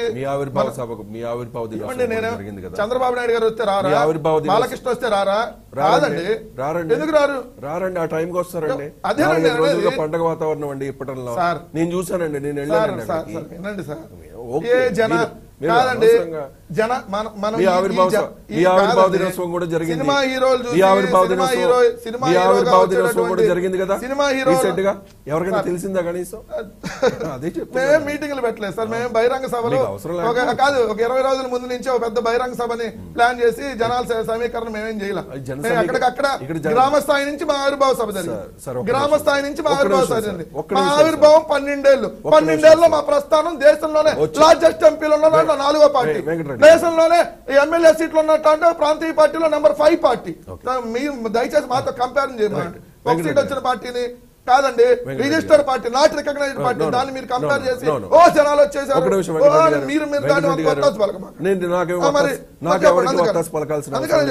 నాకు అటువంటి ముద్రలు మీరు వేయాల్సిన అవసరం లేదు. అక్కడికి వచ్చింది అందరూ కూడా స్వచ్ఛందంగా వచ్చారు.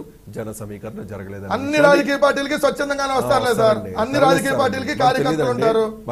సినిమా హీరోగా జనాలు వచ్చేస్తారు, వచ్చి అందరూ ఓట్లేసారంటే లాస్ట్ టైం ఏమైంది? ఇప్పుడు 25 లక్షలు 50 లక్షల మంది వచ్చారని చెప్పారు కదా జనసేన. 4 లక్షల మంది వచ్చారు. 4 లక్షలు బాగా లెక్కే సార్ రాయనగుంట గారి. సరే ఇక జనాలు ఎంతమంది వచ్చారు దాని గురించి కాదు. ఒకటి, మీరు ఎంతమంది అయినా కలిసి రండి. నేను ఒకటే వాళ్ళే చెప్తున్నా, చంద్రబాబు నాయుడు గారుకి మీరు భయం చేయండి, మేము కాదంటలా. ఓపెన్ గా చేయండి. వాళ్ళతో కొద్దిసేపు వీళ్ళతో కొద్దిసేపు చేయొద్దు. మీరు అందరూ కలిసి రండి. మేము సింగిల్ గా వస్తాం, ధైర్యంగా చెప్తున్నాం. మేము ఒక్కలుగానే వస్తాం, ఒంటరిగానే వస్తాం, ఒక్కలుగానే పోటీ చేస్తాం. మేము 175 స్థానాలకి పోటీ చేస్తాం. మీరు పంచుకోండి 175 ఎంతమంది వస్తారో.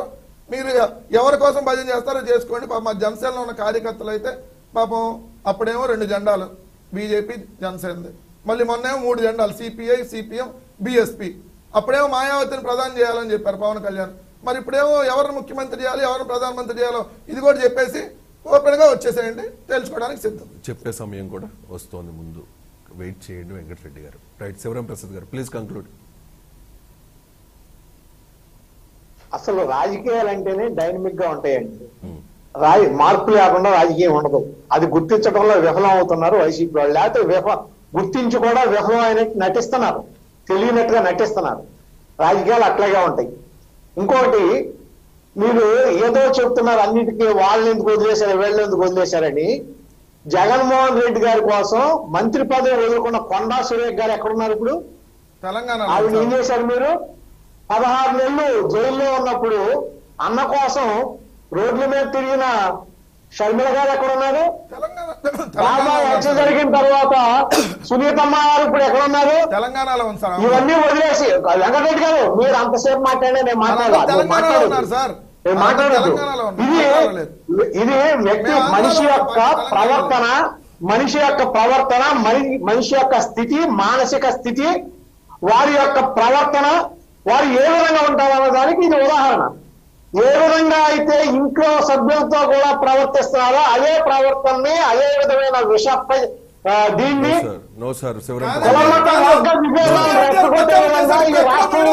జూనియర్ ఎన్టీఆర్ ప్రచారం చేశారు. ఇప్పుడు ఎక్కడ ఉన్నారు? నందమూరి సుహాసినికి కుకట్పల్లిలో టికెట్ ఇచ్చి బలి చేశారు కదా, ఇప్పుడు ఎక్కడ ఉంది? ఎందుకు ఇవ్వాలో మనం మీరు ఎమ్మెల్యే టికెట్ ఆంధ్రాలో ఎందుకు ఇవ్వాలో? ఎమ్మెల్సీ ఆపడా మీ కట్టు కథలో. ఇంకా జగన్మోహన్ రెడ్డి గారి అది బాగాలేదు, ఇది బాగాలేదు. మీ మానసిక స్థితి బాగాలా? మీ మానసిక స్థితి ఎలా తయారైందంటే ఇంట్లో కొట్టుకునే పరిస్థితికి వచ్చారు అబ్బా కొడుకులు. నేను కూడా చెప్తాను. టాపిక్ డైవర్ట్ చేయొద్దు. శివరాం ప్రసాద్ గారు టాపిక్ కి కన్ఫైన్ అయి మాత్రం మాట్లాడండి. రాజకీయ సమీకరణాలు ఏ రకంగా మారబోతున్నాయి, పొత్తు ఉంటుందా లేదా అనే దాని మీద క్లారిటీ ఇవ్వనప్పటికీ కూడా తెలుగుదేశం పార్టీ నాయకుల వెర్షన్ లో ఈ పొత్తు సెట్ అయిపోయింది, కొత్త పొత్తులు పొడుస్తున్నాయి, ఈ టైప్ ఆఫ్ కామెంట్స్ అయితే స్టార్ట్ చేసేసారు ఆల్రెడీ తెలుగుదేశం పార్టీ నాయకులు. రైట్, అది రైట్, అదే అడుగుతున్నా శివరాం ప్రసాద్ గారు, దీని మీద చెప్పండి సార్. శివరాం ప్రసాద్ గారు, ప్రతిదానికి ఆవు, ఒక నిమిషం, నో క్రాస్ టాక్ సార్. ప్రతిదానికి ఆవు కథలా మనం స్టార్ట్ చేసుకుంటే వెళ్తే మన డిబేట్ సాగదు సార్. టాపిక్ కన్ఫైన్ అయి మాత్రమే మాట్లాడదాం. పెద్దలు శివరాం ప్రసాద్ గారు, నేను అడిగిన ప్రశ్నకు సమాధానం చెప్పండి ప్లీజ్. పవన్ కళ్యాణ్ గారి వ్యక్తిత్వాన్ని కించపరచడానికి కదా ట్రై చేసింది. ఆయన మాట్లాడుతూ చేత కాదు. జగన్మోహన్ రెడ్డి గారు ఎన్ని తప్పులు మాట్లాడారు, ప్రభుత్వ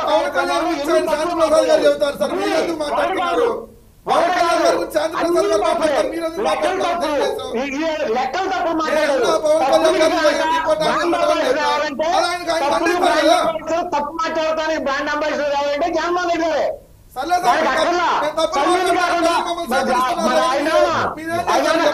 చదవకుండా జగన్మోహన్ రెడ్డి గారు ఆవిష్కరితం చెప్తున్నారా?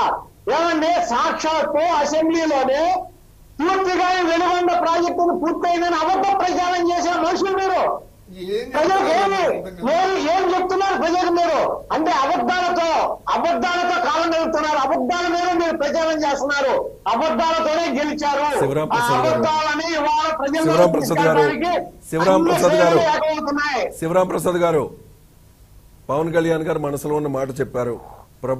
ప్రభుత్వ వ్యతిరేక ఓటు ఏదైతే ఉందో అది చేయకుండా చేస్తామని చెప్పి. తెలుగుదేశం పార్టీ నాయకుల మనసులో ఏముంది? మీ అధినేత చంద్రబాబు నాయుడు గారి మనసులో ఏముంది? ఒక నిమిషం చెప్పండి. మా అధినేత మనసులో ఏముందనేది ఆయన రేపు ఏదన్నా ఈ పొత్తులు గాని ఆ భాగంలో గాని చర్చలు సాగితే ఆ రోజున స్పష్టత వస్తుంది. ఈ లోపు అవును ఇఫ్లు బట్లు అని ఊహించుకోవటానికి వీల్లేదు. ఏం జరుగుతుందనేది వేచి చూద్దాం. కానీ ప్రజా సంక్షేమం కోసం, ప్రజల కోసం, ప్రజా వ్యతిరేక పాలనను దెబ్బకొట్టడం కోసం, రాజ్యాంగ పరిరక్షణ కోసం మంచి జరుగుతుందని ఆశిద్దాం. రైట్ అండి. మరి చంద్రబాబు నాయుడు గారు రీసెంట్ గా కుప్పంలో కూడా వన్ సైడ్ లో కామెంట్స్ చేశారు కదా, అది ఎవరో ఒక కార్యకర్త అడిగిన ప్రశ్నకు సమాధానం చెప్పారండి, అంతేగాని అది ఆయన చెప్పింది కాదు. ఆయన ప్రశ్నకు సమాధానం చెప్పారంటే ఎవరో కార్యకర్త అడిగారు అందుకనే చెప్పారు అనడం కరెక్ట్ కాదు కదా. ఆయన మనసులో మాట ప్రశ్నకు సమాధానం. నేను ఇప్పుడు కూడా ఏమంటున్నాను, పొత్తు లేదని స్పష్టంగా మేమేం చెప్పలేదు. అది మాట్లాడుకున్న తర్వాత అధినేతల మధ్యలో చర్చలు సాగిన తర్వాత ఒకవేళ అవుతుందో అవదో అది వేరే సంగతి. ఎక్కడ కూర్చున్నా నేను కానీ, శాంతి ప్రసాద్ గారు కానీ, లేకపోతే వెంకటరెడ్డి గారు కానీ, మేము కాదు పొత్తును డిసైడ్ చేసేది. మేము అభిప్రాయం వరకే చెప్పగలం. అది పొత్తు డిసైడ్ అవుతుందా అవదా, ఏ విధంగా ముందుకెళ్తారు, దాని ఒక మంచి యాక్షన్ ప్లాన్ ఏంటి, రోడ్ మ్యాప్ ఏంటి అనేది తెలిసినప్పుడు అప్పుడు మాట్లాడుకుంటాం. ఈ రోజు మనం దాని మీద ఊహాగానం చేయడానికి వీల్లేదు. అంటే కొంతమంది చేస్తున్న కామెంట్స్ కూడా మీరు ఖండించాల్సిన అవసరం ఉంటుంది కదా రాజకీయ పార్టీ నాయకులుగా, తెలుగుదేశం పార్టీ నాయకులు కానీ, జనసేన నాయకులు కానీ. నేను పేరు నాని గారు ఏం మాట్లాడారు చూసారు కదా, సో దాని గురించి ప్రశ్న. నేను ఒకటి చెప్తానండి, పేరు నాని గారు ఏం మాట్లాడారు అదే దాని గురించి నేను ఇందాక కుటుంబ సభ్యుల వ్యవహారం తీసుకొచ్చింది. చిరంజీవి గారి గురించి అంటే అన్నదమ్ముల మధ్యలోనూ మీరే పెట్టేస్తారు. ఆయన స్పష్టంగా పార్టీ నాయకుల గురించే మాట్లాడారు. కాంగ్రెస్ పార్టీ నాయకుల గురించి మాట్లాడారు, తెలుగుదేశం పార్టీ నాయకుల గురించి, కమ్యూనిస్ట్ అందరికీ నమస్కారాలు చెప్పారు. ఈవెన్ వైసీపీలో కూడా కొంతమంది మంచి వాళ్ళు ఉన్నారు, అందరూ వైసీపీలో ఉన్న వాళ్ళందరూ చెడ్డవాళ్ళని నేను అన్నాం, వారికి కూడా నమస్కారం అని చెప్పారు. అదే ఆయన సంస్కారం. దానికి చిరంజీవి గారికి ముడియర్థం అనేది వేరే కుసంస్కారం. దీనికి సంబంధం ఏంటి? ఆయన పార్టీ పరంగా మాట్లాడారు, ఓకే సార్. ఈ గత కొన్ని సంవత్సరాలుగా ఏమవుతుందంటే తెలుసా సార్, కొంతమంది రాజకీయ లబ్ధి కోసం మెగా ఫ్యామిలీని వాడేసుకుంటున్నారు సార్. పేరు నాని గారు ఏం కామెంట్ చేశారు సార్? అన్నకి నమస్కారం పెట్టని వాడు నువ్వేం రాజకీయ నాయకుడివి, అందరినీ గుర్తు చేసుకున్నావు, చివరికి చంద్రబాబు నాయుడుని కూడా గుర్తు చేసుకున్నావు అని చెప్పి తెలుగుదేశం పార్టీ నాయకులు కొంతమంది ఏం కామెంట్ చేస్తున్నారు తెలుసా సార్?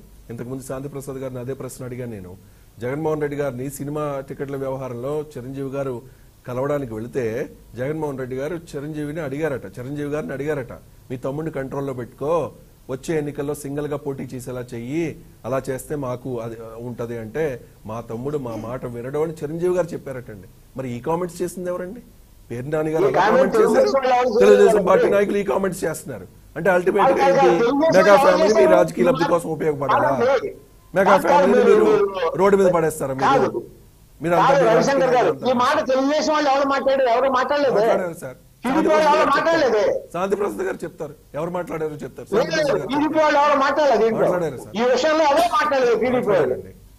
మాట్లాడారండి. పేపర్లో వచ్చిన వార్తను తీసుకొని టీడీపీ వాళ్ళకి అందగడితే ఎట్లా? పేపర్ వాళ్ళకే పరిమితం సార్. కట్టొద్దా సార్?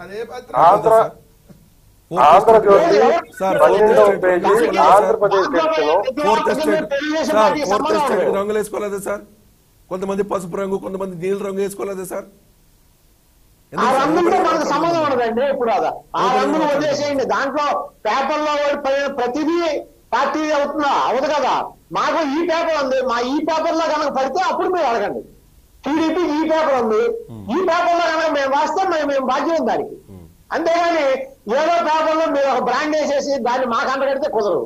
మా తెలుగుదేశం పార్టీ ఈ పేపర్ లో దాంట్లో కనుక జరిగితే, దాంట్లో కనుక రాస్తే ఖచ్చితంగా అది పార్టీ అభిప్రాయమే, మేము దానికి కట్టుబడి ఉంటాం. Right sir. శాంతి ప్రసాద్ గారు. రవిశంకర్ గారు, నేను మొదట్లోనే చెప్పాను, నలుగురు గుడ్డోళ్ళు ఏనుగురు పట్టుకొని ఏ రకంగా వర్ణించుకున్నారు, ఎవరు వర్ణాలు వాళ్ళు వర్ణించుకున్నారు, మాకు అది అంత మాకు సంబంధం లేదు. మేము అక్కడ ఏనుగుగానే ఉన్నాం. ఇక రెండోది, మా చిన్నప్పుడు, ఇప్పుడు లేవు కానీ మా చిన్నప్పుడు ఉండే ఈ ఎల్పి లాంగ్ ప్లే రికార్డ్ అని, షార్ట్ ప్లే రికార్డ్ అని, అవి హెచ్ఎంఈ వాళ్ళు.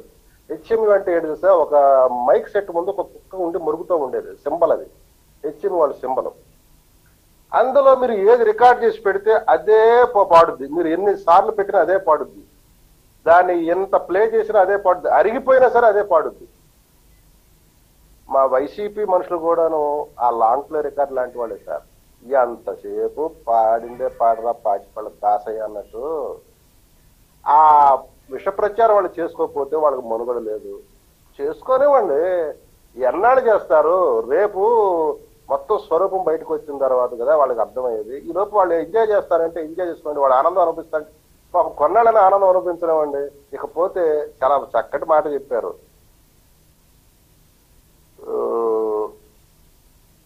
ఇది పాచిపళ్ళు గురించి చెప్తూ మాట్లాడారు. రాజశేఖర్ రెడ్డిని హత్య చేసిన కుటుంబ సభ్యులే జగన్మోహన్ రెడ్డి విజయం అని అన్న బొత్స సత్యనారాయణ ఈరోజు ఎక్కడున్నాడు? ఏ స్థానంలో ఉన్నాడు? ఆయన స్పష్టంగా ఇచ్చిన ప్రకటన ఉంది, కావాలంటే నేను చూపిస్తా వెంకటరెడ్డి, కాల్ కూడా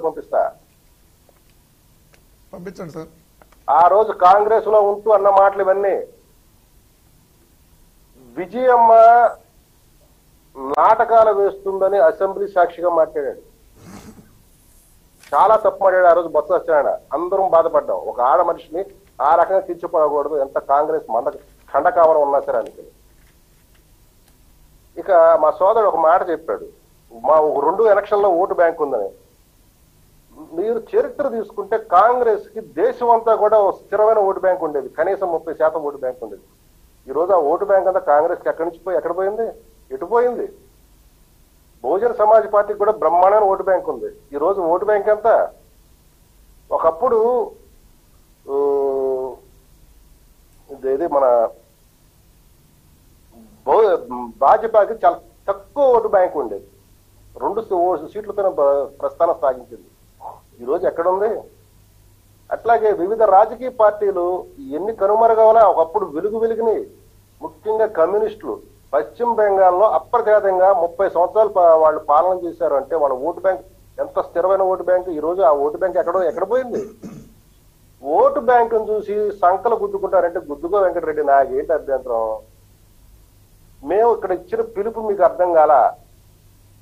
వ్యతిరేక ఓటు చీలకూడదని ప్రజలకు ఇచ్చాం పిలుపు. అంటే మీరు ఏ పార్టీకి పడితే ఆ పార్టీకి ఓటు వేయద్దు, ఈసారి ఆ రకమైన పద్ధతులకు వెళ్ళొద్దు, మమ్మల్ని ఆదరించండి అని. ఆ పిలుపు నీకు అర్థం కాకపోతే నేనేం చేయలేను. సరే, ఆ యొక్క వేదనలోంచి వచ్చిన నీ రోదన మట్టికి నేనైతే స్పష్టంగా గమనించాను. కొన్నాళ్ళు అట్లానే ఉండండి, తర్వాత సినిమా అర్థం అవుతుంది. ఎందుకంటే మమ్మల్ని సినిమా వాళ్ళు ఉంటారు కదా, మీకు cinema Dolby sound stereophonic 7 track లో చూపిస్తాం, మీకు మామూలుగా కూడా చూపిస్తాం. ఆ ఎక్స్పీరియన్స్ ఎట్లా ఉంటుందంటే మీరు తట్టుకోలేదు. కానివ్వండి, ఎందుకంటే నేను రాజకీయంగా చాలా మాట్లాడతా, పలు అంశాలు బయటికి తీస్తా, పలు అంశాలు బయటికి తగ్గుతా నేను. కాకపోతే ఏంటి ఇక్కడ ఏంటంటే ప్రస్తుతం ఉన్న అంశం ఏంటంటే ఈ పొత్తులు, భవిష్యత్తు ఎత్తులు, రాజకీయ పార్టీల ప్రస్థానాల గురించే కాబట్టి అంతవరకే కన్ఫైన్ అవ్వదలుచుకున్నా. మిగతా విషయాలు మాట్లాడమంటే నాకు కూడా రాజకీయ చరిత్ర బాగా తెలుసు, నేను మొదటి నుంచి కూడా ఫాలో అవుతున్న వాడిని. అసలు మీరు సొంత పార్టీ పెట్టారా? ఎక్కడ పెట్టారా వెంకటరెడ్డి? శివకుమార్ తో పేరు మీద రిజిస్టర్ అయిన విశాఖ రైపు అనే యువజన శ్రామిక రైతు కాంగ్రెస్ పార్టీని మీరు కొనుక్కున్నారు. ఇది చరిత్ర. ఇది తెలియని వాడికి మీరు కబుర్లు చెప్తారంటే చెప్పుకోండి. సరే, మొన్న మీది 12వ ఆవిర్భావ సభ జరిగింది, ప్రపంచానికి ఎవడు తెలియదు అంటే మీరు చేసుకోదలుచుకోలేదు, చెప్పుకోదలుచుకోలేదు. ఎందుకంటే సాధించింది లేదు కదా అక్కడ. ఆవిర్భావ సభలో ఏం చెప్పుకుంటారు? చెప్పుకునేది లేదు, చేసేది లేదు. కాబట్టి మీరు ఆవిర్భావ సభ జరుపుకోవాలి, కనీసం నామమాత్రం కూడా జరుపుకోవాలి మీరు. అది మీకున్న పరిస్థితి. దాన్ని మేము సానుభూతి వ్యక్తం చేయడం తప్ప ఇంకెతరత్రా నేను కామెంట్ చేయదలుచుకోలేదు. ఇప్పుడు మా ఆవిర్భావ సభ సినిమాలకైనా వస్తారు జనాల, మరి మాకు జనాలు వస్తారనే భయపడిపోయి కలెక్టర్ల దగ్గర నుంచి విఆర్ఓల దాకా ఏనాడు చేయని పనులు చేసి టికెట్లు అమ్మించారా? అది మా ఘనత. మా సినిమాకి మీతో పబ్లిసిటీ ఇచ్చి, మీ మంత్రుల దగ్గర నుంచి రివ్యూలు ఇప్పించి, కలెక్టర్ల దగ్గర నుంచి విఆర్ఓల వరకు టికెట్లు అమ్మించుకొని మేము సక్సెస్ సాధించాం. ఈ రోజు పవన్ కళ్యాణ్ ఇచ్చిన ట్రాప్ లో మీరు పడి గిలగిలా కొట్టుకుంటున్నారు. రాజకీయ చతురత మీకు అర్థం కావట్లేదు. మీకు అర్థం కావట్లేదు, మీకు ఎన్నాళ్ళు పట్టుద్ది నాకు తెలియదు. మీరు అదే బాధ నిన్న వేసిన పాచిక యొక్క లోతు మీకు అర్థమైతే ఈ పూట నిన్న మీ పెద్ద పాలెం దగ్గర నుంచి ఈ రోజు మీరు వరకు ఈ మాటలు మాట్లాడరు. వేరే రకంగా అసలు లోతు గమనించేవాళ్ళు. గమనించలేదు అంటే నేను ఇందాక చెప్పిన లాంగ్ ప్లే రికార్డు మీరు ఎన్నిసార్లు పెట్టండి, అయ్యే మాటలు వస్తాయి, అయ్యే పాటలు వస్తాయి. వీళ్ళ పరిస్థితి కూడా అంతే. మనం చేయాల్సిందంటే ఏంటంటే లాంగ్ ప్లే తీసేసి ఎప్పటికప్పుడు రికార్డు చేసుకొని కొత్త వేసుకునేట్లుగా డిజిటల్ యుగం వచ్చింది కాబట్టి పాత వాటిని ఇరేజ్ చేసి కొత్త వాటిని ఇంప్రింట్ చేసేది టెక్నాలజీకి వెళ్తాము. అదే వ్యతిరేక ఓటు చేయకుండా భాజపా జనసేన ఉమ్మడి ఆ పొత్తుకి జనాల ఓటేమని మేము వెళ్ళబోతున్నాం. ఇక విశాఖపట్నం స్టీల్ ప్లాంట్ గురించి మా సోదరుడు మాట్లాడాడు. 7,000 ఎకరాలు అమ్మేస్తే విశాఖపట్నం సమస్య తీరిపోదని చెప్పిన ముఖ్యమంత్రి ఎవరో ఒకసారి మాట్లాడితే సంతోషిస్తాం. పోక్సో బృందం వాళ్ళు ఎవరు వచ్చి కలిశారు, ఏం కలిశారో బహిరంగంగా చెప్తే మేము ఆనందిస్తాం. కడప ఉక్కు ఫ్యాక్టరీ తర్వాత ఎందుకు ముందడుగు చెప్తే సంతోషపడతాం. విరాజపట్నం ఎందుకు ప్రత్యేక హోదా, అసలు ప్రత్యేక హోదా మీద 2019 ఎన్నికలకు వెళ్ళిన వ్యక్తి ఎవడు ఈ రోజు వరకు ఎందుకు మాట్లాడలేదు, ఎందుకు ఉద్యమం చేయట్లేదు? శాంతిప్రసాద్ గారు, నా వాయిస్ వినిపిస్తుందా మీకు? శాంతిప్రసాద్ చెప్పండి సార్. ఇక్కడ ఒక క్లారిటీ, ప్రేక్షకులకు ఒక క్లారిటీ ఇవ్వాల్సిన అవసరం ఉంది. ఓకే, ఏ ప్రభుత్వం ఏ పార్టీ అయినా పెట్టింది అధికారం కోసం.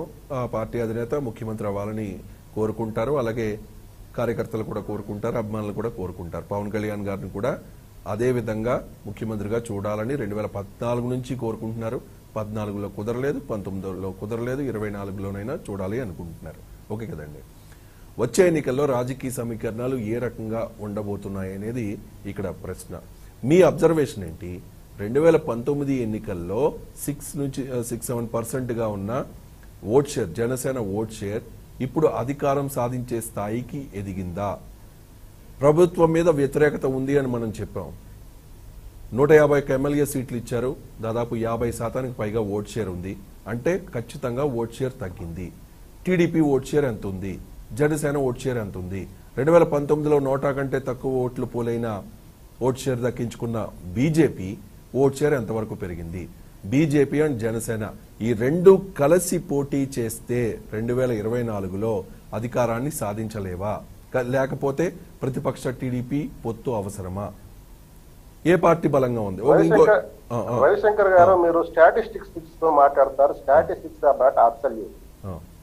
That is not a science, that is only theory. అది దాని ఏంటంటే వెనక దాన్ని చూసుకొని ముందు దాన్ని ప్రొజెక్షన్స్ చేసుకుంటూ వెళ్తామే స్టాటిస్టిక్స్. కానీ స్టాటిస్టిక్స్ అది ఎప్పుడు కూడా స్టాటిక్ గా ఉండదు.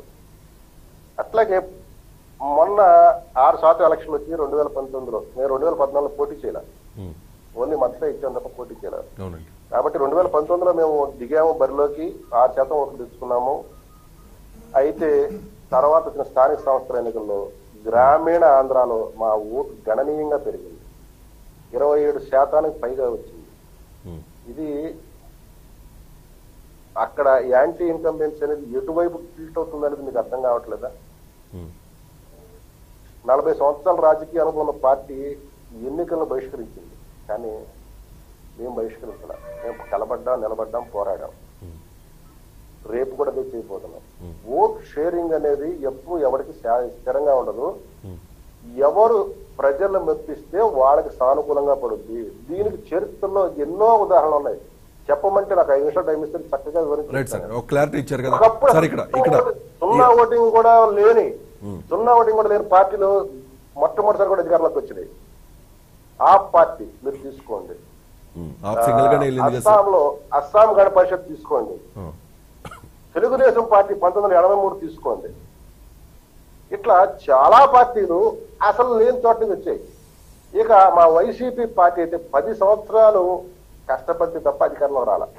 నిజం కష్టపడ్డారు సార్, చాలా కష్టపడ్డారు. రాజశేఖర్ రెడ్డి 30 సంవత్సరాలు కష్టపడితే తప్ప ముఖ్యమంత్రి కాల.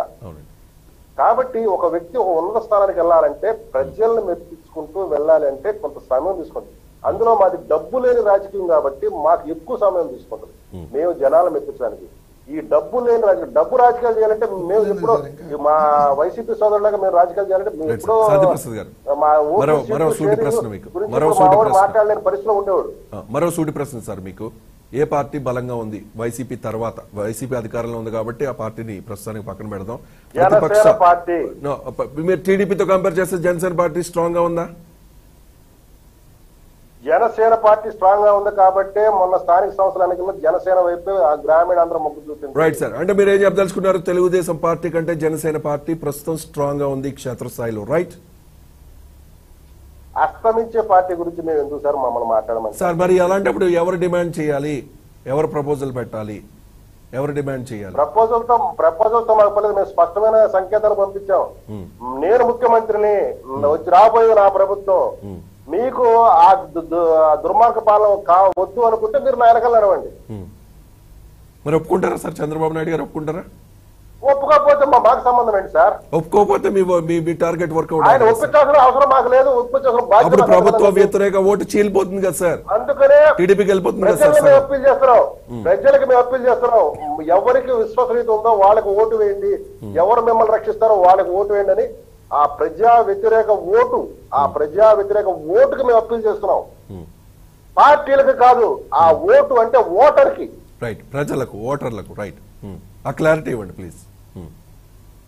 ఆ ఓటర్ కి అప్పీల్ చేస్తున్నాం. రైట్ సార్, ఇది ఎలా ఉందంటే ఓటుని దుర్వినియోగపరచుకోవద్దు. రైట్ సార్, గుర్తుగా రేపు రాబోయే మా ప్రభుత్వానికి మీరు ఆలంబనగా నిలబడండి అని చెప్పి అడుగుతున్నాం. రైట్ సార్, అది ప్రజలకు పిలుపునిచ్చారు, రైట్? రాజకీయ పార్టీలకు కాదు, ప్రజలకే ఇచ్చిన పిలుపు, రాజకీయ పార్టీలకు కాదు. అది వాళ్ళు అనుభవించుకుంటున్నారు. ఓకే,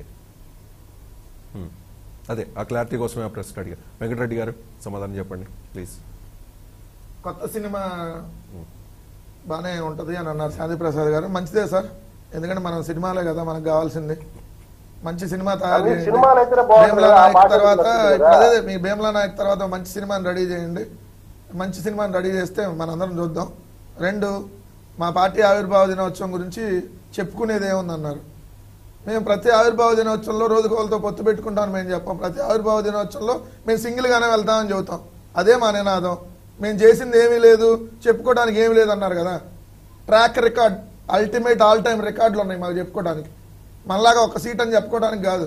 ఒక సీట్ తో మొదలైన మా ప్రస్థానం అల్టిమేట్ ఆల్ టైమ్ రికార్డులుగా 151 సీట్లు, 22 ఎంపీలు, 6 రాజ్యసభ, ఏదైతే 13 జిల్లాల కార్పొరేషన్లకి 13, 87 మున్సిపాలిటీలకు సంబంధించి 84, ఏదైతే 10,500కు పైగా గ్రామ పంచాయతీలు. అది గతం అండి. ఇవన్నీ గతం కాదు సార్. ఇప్పుడు అది గతం అంటే ఇందిరాగాంధీ చనిపోయిన రాజీవ్ గాంధీ కూడా whatever 2024 అది చెప్పండి. కాదండి, ఇన్ని ఆవిర్భావ దినోత్సవాల్లో మేము సాధించింది ఏందన్నారు కదా.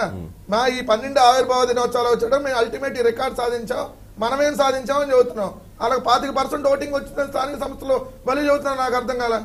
ఏడ గెలిచారన్న? ఓ 2 జడ్పీటీసీలు గెలిస్తే 650లో మీకు 25% ఓటింగ్ వచ్చిందా?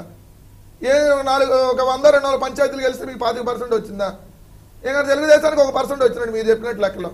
మాకు 65-70% స్థానిక సంస్థల ఎన్నికల్లో 65 నుంచి 70% మాకు ఓటింగ్ వస్తే మేము అద్భుతంగా వైఎస్ఆర్ కాంగ్రెస్ పార్టీకి వన్ సైడ్ గా స్థానిక సంస్థల ఎన్నికల్లో పట్టం కడితే మరి మీరేందు మాకు ఇది వచ్చింది అన్ని వచ్చింది అని చెప్తున్నారు. ఇంకో మాట చెప్పారు. మీరు ఒక విషయంలో సక్సెస్ అయ్యారన్న.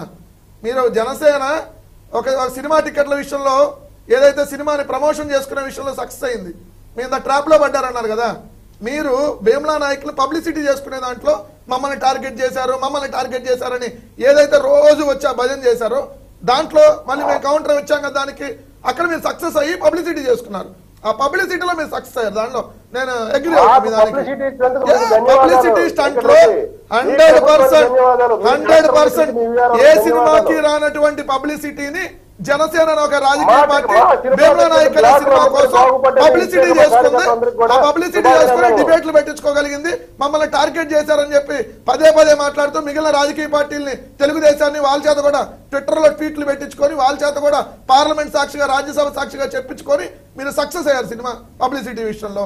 3వ పాయింట్ వచ్చేటప్పటికి అన్న, ఇప్పుడు నేను ఇందాక చెప్పకూడదు అనుకున్నా, పెద్ద పాలేరు నుంచి అందరు పాలేరులు వచ్చి మాట్లాడారన్నారు కదా. మేము జగన్మోహన్ రెడ్డి గారి దగ్గర పాలేరుగానే పనిచేస్తామని మీరు అనుకోండి. కానీ మీరు ఎవరి దొడ్లో పాలేరుగా పనిచేస్తున్నారు? మీ నాయకుడు ఎవరి దొడ్లో పాలేరుగా పనిచేస్తున్నాడు? మీ దొడ్లో పని చేయండి, వేరే దొడ్లో ఎందుకు? ఎవరి దొడ్లో ఎందుకు? ఓ రోజు బీజేపీ దొడ్లో పాలేరు, ఓ రోజు తెలుగుదేశం దొడ్లో పాలేరు, ఓ రోజు మాయావతి దొడ్లో పాలేరు, ఓ రోజు కమ్యూనిస్టుల దొడ్లో పాలేరు. ఈ పాలేరు బతుకులు మనకెందుకన్నా? పాలేరులో ఎందుకు బతకడం? మీ పార్టీ పాలేరుగా పనిచేయండి. కావాలంటే వేరే పార్టీకి పాలేరుగా ఎందుకు పనిచేస్తారు?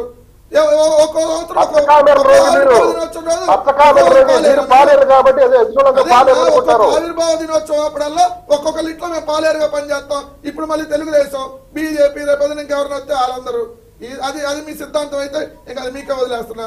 మేమేదో స్పష్టంగా చెప్పదలుచుకున్నాం సార్. ఈ ప్రభుత్వం మా ప్రభుత్వం బాగా పనిచేస్తుందా లేదా ప్రజలు తీర్పు ఇవ్వాలి. పవన్ కళ్యాణ్ వచ్చి 4 సినిమాటిక్ డైలాగులు చెప్పి వదిలేయంగానే పని చేయట్లేదు అనగానే, లేదంటే ఇంకొక ఎనలిస్టుల రూపంలో 2 వచ్చి చెప్పగానే కాదు కదా.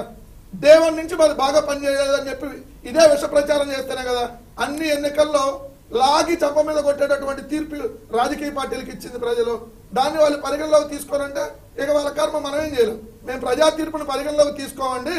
మేము మాత్రం ఏదో పేపర్లో రాసిన న్యూస్ను లేదంటే మా 2-3 రాజకీయ పార్టీలు కలిపి ఒక విష ప్రచారం చేస్తాం, ఇక్కడ బాగోలేదని అదే ముందుకెత్తుకెళ్ళకుండా అంటే మీరు అట్టానే పోండి.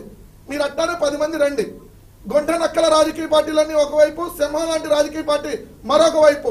మేము చెబుతున్నాం కదా, దమ్ముగా మగతనంగా ఒక్కలుగా ఒంటరిగా వైఎస్ఆర్ కాంగ్రెస్ పార్టీ పోటీ చేసి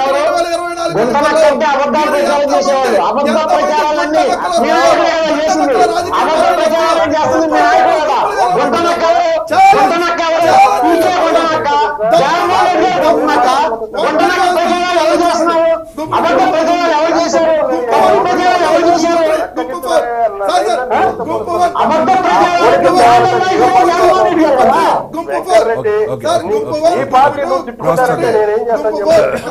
ఈ పార్టీని సార్ క్రాస్ టాక్ వద్దు, క్రాస్ టాక్ చేయొద్దు. పెద్ద గుంపుగా రండి, ఓకే మేము సింగిల్ గా వస్తాం, ఓకే. సింహంలాగా వస్తాం, ఒంటరిగా పోరాడతాం, ఓకే. ఒంటరిగానే ఎదుర్కొన్నాం. ఎన్ని రాజకీయ పార్టీలు కలిసి వచ్చినా రైట్. లాస్ట్ టైం ఏమొచ్చారు సార్? మీరు చెప్ప- 4 పార్టీలు, మీ- 4 పార్టీలు, మీరు చెప్పాలి- తెలుగుదేశం 5వ పార్టీ, మీరు చెప్పాలని కూడా చెప్పేశారు బీజేపీ కదా? 6వ పార్టీ, 6 పార్టీలు కలిపి రైట్ అక్కడ. అండి. మేము సింగిల్ గా వచ్చాం, లాంగ్ సింగిల్ ప్లే గా వస్తాం. రైట్. లాంగ్ ప్లే నేర్చుకోవడానికి No, long no, play Venkatareddy గారు. అదే తప్ప Please cooperate. ఇంకేం ఉండదు అక్కడ. నేర్చుకోవడానికి ready please sir. Cooperate, please cooperate. మీరు చెప్పాల్సింది చెప్పారు కదా, మీరు చెప్పాల్సింది చెప్పారు కదా. సహాయిస్తానికి సిద్ధంగా ఉన్నాం, మళ్ళీ Right. దాన్ని ఆనందించడానికి సిద్ధంగా ఉన్నాం. Okay. మళ్ళీ మీరు డిబేట్ లకు వస్తారు కదా, 2024 ఆడికి పోరు కదా. Right. ఆ రోజు ఏ విధంగా సమర్థించుకుంటారో కూడా, ఏ విధంగా సమర్థించుకుంటారో, ఖచ్చితంగా. ఆ రోజు మా విజయాన్ని చూసి ఎలా ఏడుస్తారో ఖచ్చితంగా దాన్ని చూద్దాం. తొందరెందుకు? రైట్. అయ్యప్ప గారు కంక్లూడ్ చేయండి. అయ్యప్ప గారు. ఎవరు ఏడుస్తారో ప్రజలు చూస్తారు కదండి. Okay Yes, okay. sir, yes, sir, definitely. ఎందుకంటే మీరు అందరూ దేవం నుంచి, మేము అధికారంలో వచ్చిన మొట్టమొదటి రోజు నుంచి ఈ ప్రభుత్వం కూలిపోయింది, రవిశంకర్ గారు, ఈ ప్రభుత్వం బాగా రవిశంకర్ గారు, ఒక్క మాత్రం తథ్యం. చెప్తా వెళ్తేనే ఒక్క మాత్రం తథ్యం ఏంటంటే సత్యారిత్రుడు పక్కింటి ఆయనకి మళ్ళీ కౌలు చెప్తారు వైసీపీ వాళ్ళు. కానీ అబద్ధ ప్రచారం, విష ప్రచారాలకి బ్రాండ్ అంబాసిడర్ జగన్మోహన్ రెడ్డి గారు. చంద్రబాబు నాయుడు మా కంటగట్టు దయచేసి చంద్రబాబు నాయుడు మాటల్లోనే అబద్ధానికి బ్రాండ్ అంబాసిడర్, అబద్ధానికి బ్రాండ్ అంబాసిడర్, 10 మందితో కలిసి ప్రచారం చేయటం, అవన్నీ మీకు అలవాటు, అవన్నీ మీకు అలవాటు సార్. వైసీపీ ఈ ప్రజా వ్యతిరేక ప్రజాకంఠ ప్రభుత్వాన్ని దించాలి. ఇది ఆయన స్పష్టంగా చెప్పింది. మీరు నోరు తెరిస్తే అబద్ధం. జగన్మోహన్ రెడ్డి కాంగ్రెస్ పార్టీ కోసాలు కలిసిపోయి 40 ఏళ్ల రాజకీయ జీవితం రోడ్డు మీద పడింది. కానీ రోడ్డు మీద 40 ఏళ్ల రాజకీయ జీవితం, right sir, right sir, 40 right ఏళ్ల సార్. రాజకీయ జీవితం వెంకటరెడ్డి గారు, వెంకటరెడ్డి గారు, రోడ్డు మీద పరిగెత్తించారు. వెంకటరెడ్డి గారు. దట్టి జగన్మోహన్ రెడ్డి గారు. ఓకే, ఓకే, ఓకే, ఓకే, రోజుకు ఓకే. ఒకరితో మొత్తం పెట్టుకున్నారు పవన్ కళ్యాణ్. దట్టి జగన్మోహన్ రెడ్డి గారు. రైట్. జగన్మోహన్ రెడ్డి గారు, జగన్మోహన్ రెడ్డి గారు ఒక వ్యక్తి కాదు సార్, ఒక శక్తి. నో వెంకటరెడ్డి గారు, please stop, please stop, please stop, please stop, please stop. No no no no no no no. మీ టర్న్ అయిపోయింది. క్రాస్ టాక్ వద్దండి. అయ్యప్ప గారు కంక్లూడ్ చేస్తే మనం వైండ్ అప్ చేద్దాం. అయ్యప్ప గారు please, no cross talks. Actually ఏంటంటే 2019 ఎలక్షన్ కి అప్పటి వరకు కూడా జగన్మోహన్ రెడ్డి గారు ఎలా పాలన చేస్తారు, వైఎస్ రాజశేఖర రెడ్డి గారి యొక్క ముద్ర అనేది ఆంధ్రప్రదేశ్లో చిరస్థాయిగా ఉండిపోయిందండి. వాళ్ళు ఖచ్చితంగా జగన్మోహన్ రెడ్డి గారికి ఒక అవకాశం ఇస్తే ఏం చేస్తారు? అప్పుడు దాకా చంద్రబాబు నాయుడు గారి పాలన చూశారు.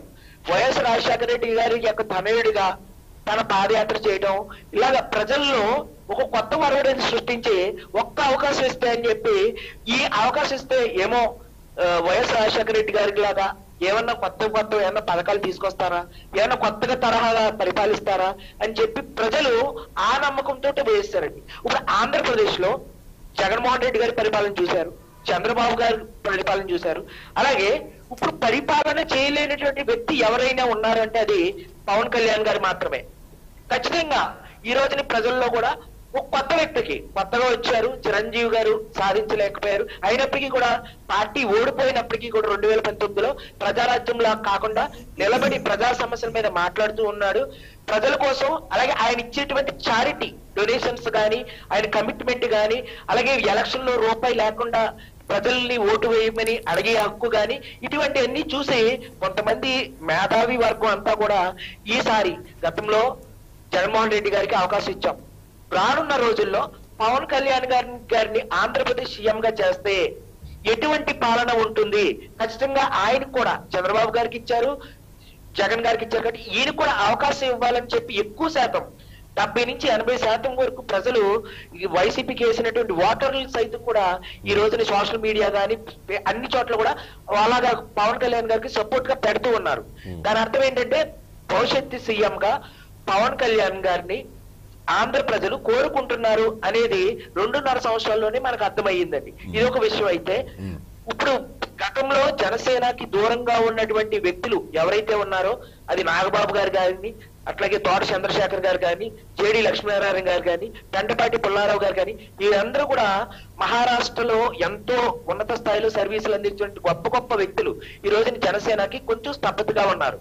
నిన్న జరిగిన మీటింగ్ తోటి పవన్ కళ్యాణ్ గారు నాగబాబు గారు లైమ్ లైట్ లోకి రావటం, అలాగే ఆయన ద్వారా మరింత మందిని జనసేనలోకి రప్పించి జనసేనని పూర్తి స్థాయిలో బలోపేతం చేయాలని దృష్టి పెట్టారని చెప్పి మనకి ఆ సంకేతం అర్థమవుతుంది. 2019 ఎలక్షన్ లో ముందు రోజు మాత్రమే కొంతమందికి సీట్లు డిక్లేర్ చేశారు. కమిటీలు లేవండి. పూర్తి సంస్థాగత పార్టీ అనేది పూర్తిగా ఏర్పడలేదు 2019 నాటి పరిస్థితుల్లో. అందువల్ల ఒక సీటుకి పరిమితం అవ్వాల్సి వచ్చింది జనసేన. అప్పుడు కమిటీలు లేవండి. ఏ విధమైన కమిటీలు లేవు కాబట్టి అప్పుడున్న పరిస్థితుల రీత్యా జనసేన పూర్తిగా ఎన్నికలకు సమాయత్తం అవ్వకుండానే దిగింది కాబట్టి తక్కువ సీట్లు మాత్రమే రాగలిగింది. కానీ ఈసారి 2024కి ముందే అన్ని రకాల కమిటీలను ఏర్పాటు చేయడం జరిగింది. అలాగే పార్టీ యొక్క నిర్మాణం కోసం ప్రతి జిల్లాలో కూడా కార్యాలయాలను ఏర్పాటు చేయడానికి పవన్ కళ్యాణ్ గారు ముందు, అలాగే పార్టీకి దూరంగా ఉన్నటువంటి వ్యక్తులందరినీ కూడా మళ్ళీ పార్టీలోకి తిరిగి పునరాగమనం చేయించి మళ్ళీ వాళ్ళందరినీ కూడా నూతన ఉత్తేజం రేపించడం, ఇవన్నీ కూడా పొత్తు లేకుండానే కూడా జనసేన గెలవచ్చు అనే అంశం అని జనసేన బలం అని చెప్పి వాళ్ళు తెలుసుకోవాలండి. ఇప్పుడు జనసేన అనేది ఏదైతే ఉందో పొత్తు లేకుండా కూడా గెలిచేటువంటి అవకాశం జనసేనకు ఉంది. 2019 నాటి పరిస్థితుల్ని అన్వయించి ప్రస్తుత పరిస్థితులకి చెప్పడం అనేది తగదు. అప్పుడు సమాయత్తం కాలేదు, ఇప్పుడు సమాయత్తం తోటి వస్తూ ఉన్నారు. మనం చూస్తూ ఉన్నాం శ్రీహరి గారి ఒక సినిమా చూస్తూ ఉన్నాం కదండి. శ్రీహరి గారి సినిమా చూస్తే సమాయత్తం లేకుండా రింగ్ లోకి వెళ్ళి ఓడిపోవడం జరుగుతుంది.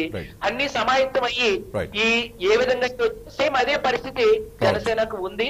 ఖచ్చితంగా రానున్న రోజుల్లో పవన్ కళ్యాణ్ గారు సీఎం అవుతారని ఒక విశ్లేషకుడిగా ప్రస్తుతం ఉన్న పరిస్థితులు చెప్పగలుగుతారండి. రైట్ అండి, థ్యాంక్ యూ. కోటిపల్లి అయ్యప్ప గారు, శాంతి ప్రసాద్ గారు, వెంకటరెడ్డి గారు అండ్ లింగంనేని శివరాం ప్రసాద్ గారు ఇవాళ బిగ్ డిస్కషన్ లో పార్టిసిపేట్ చేసినందుకు.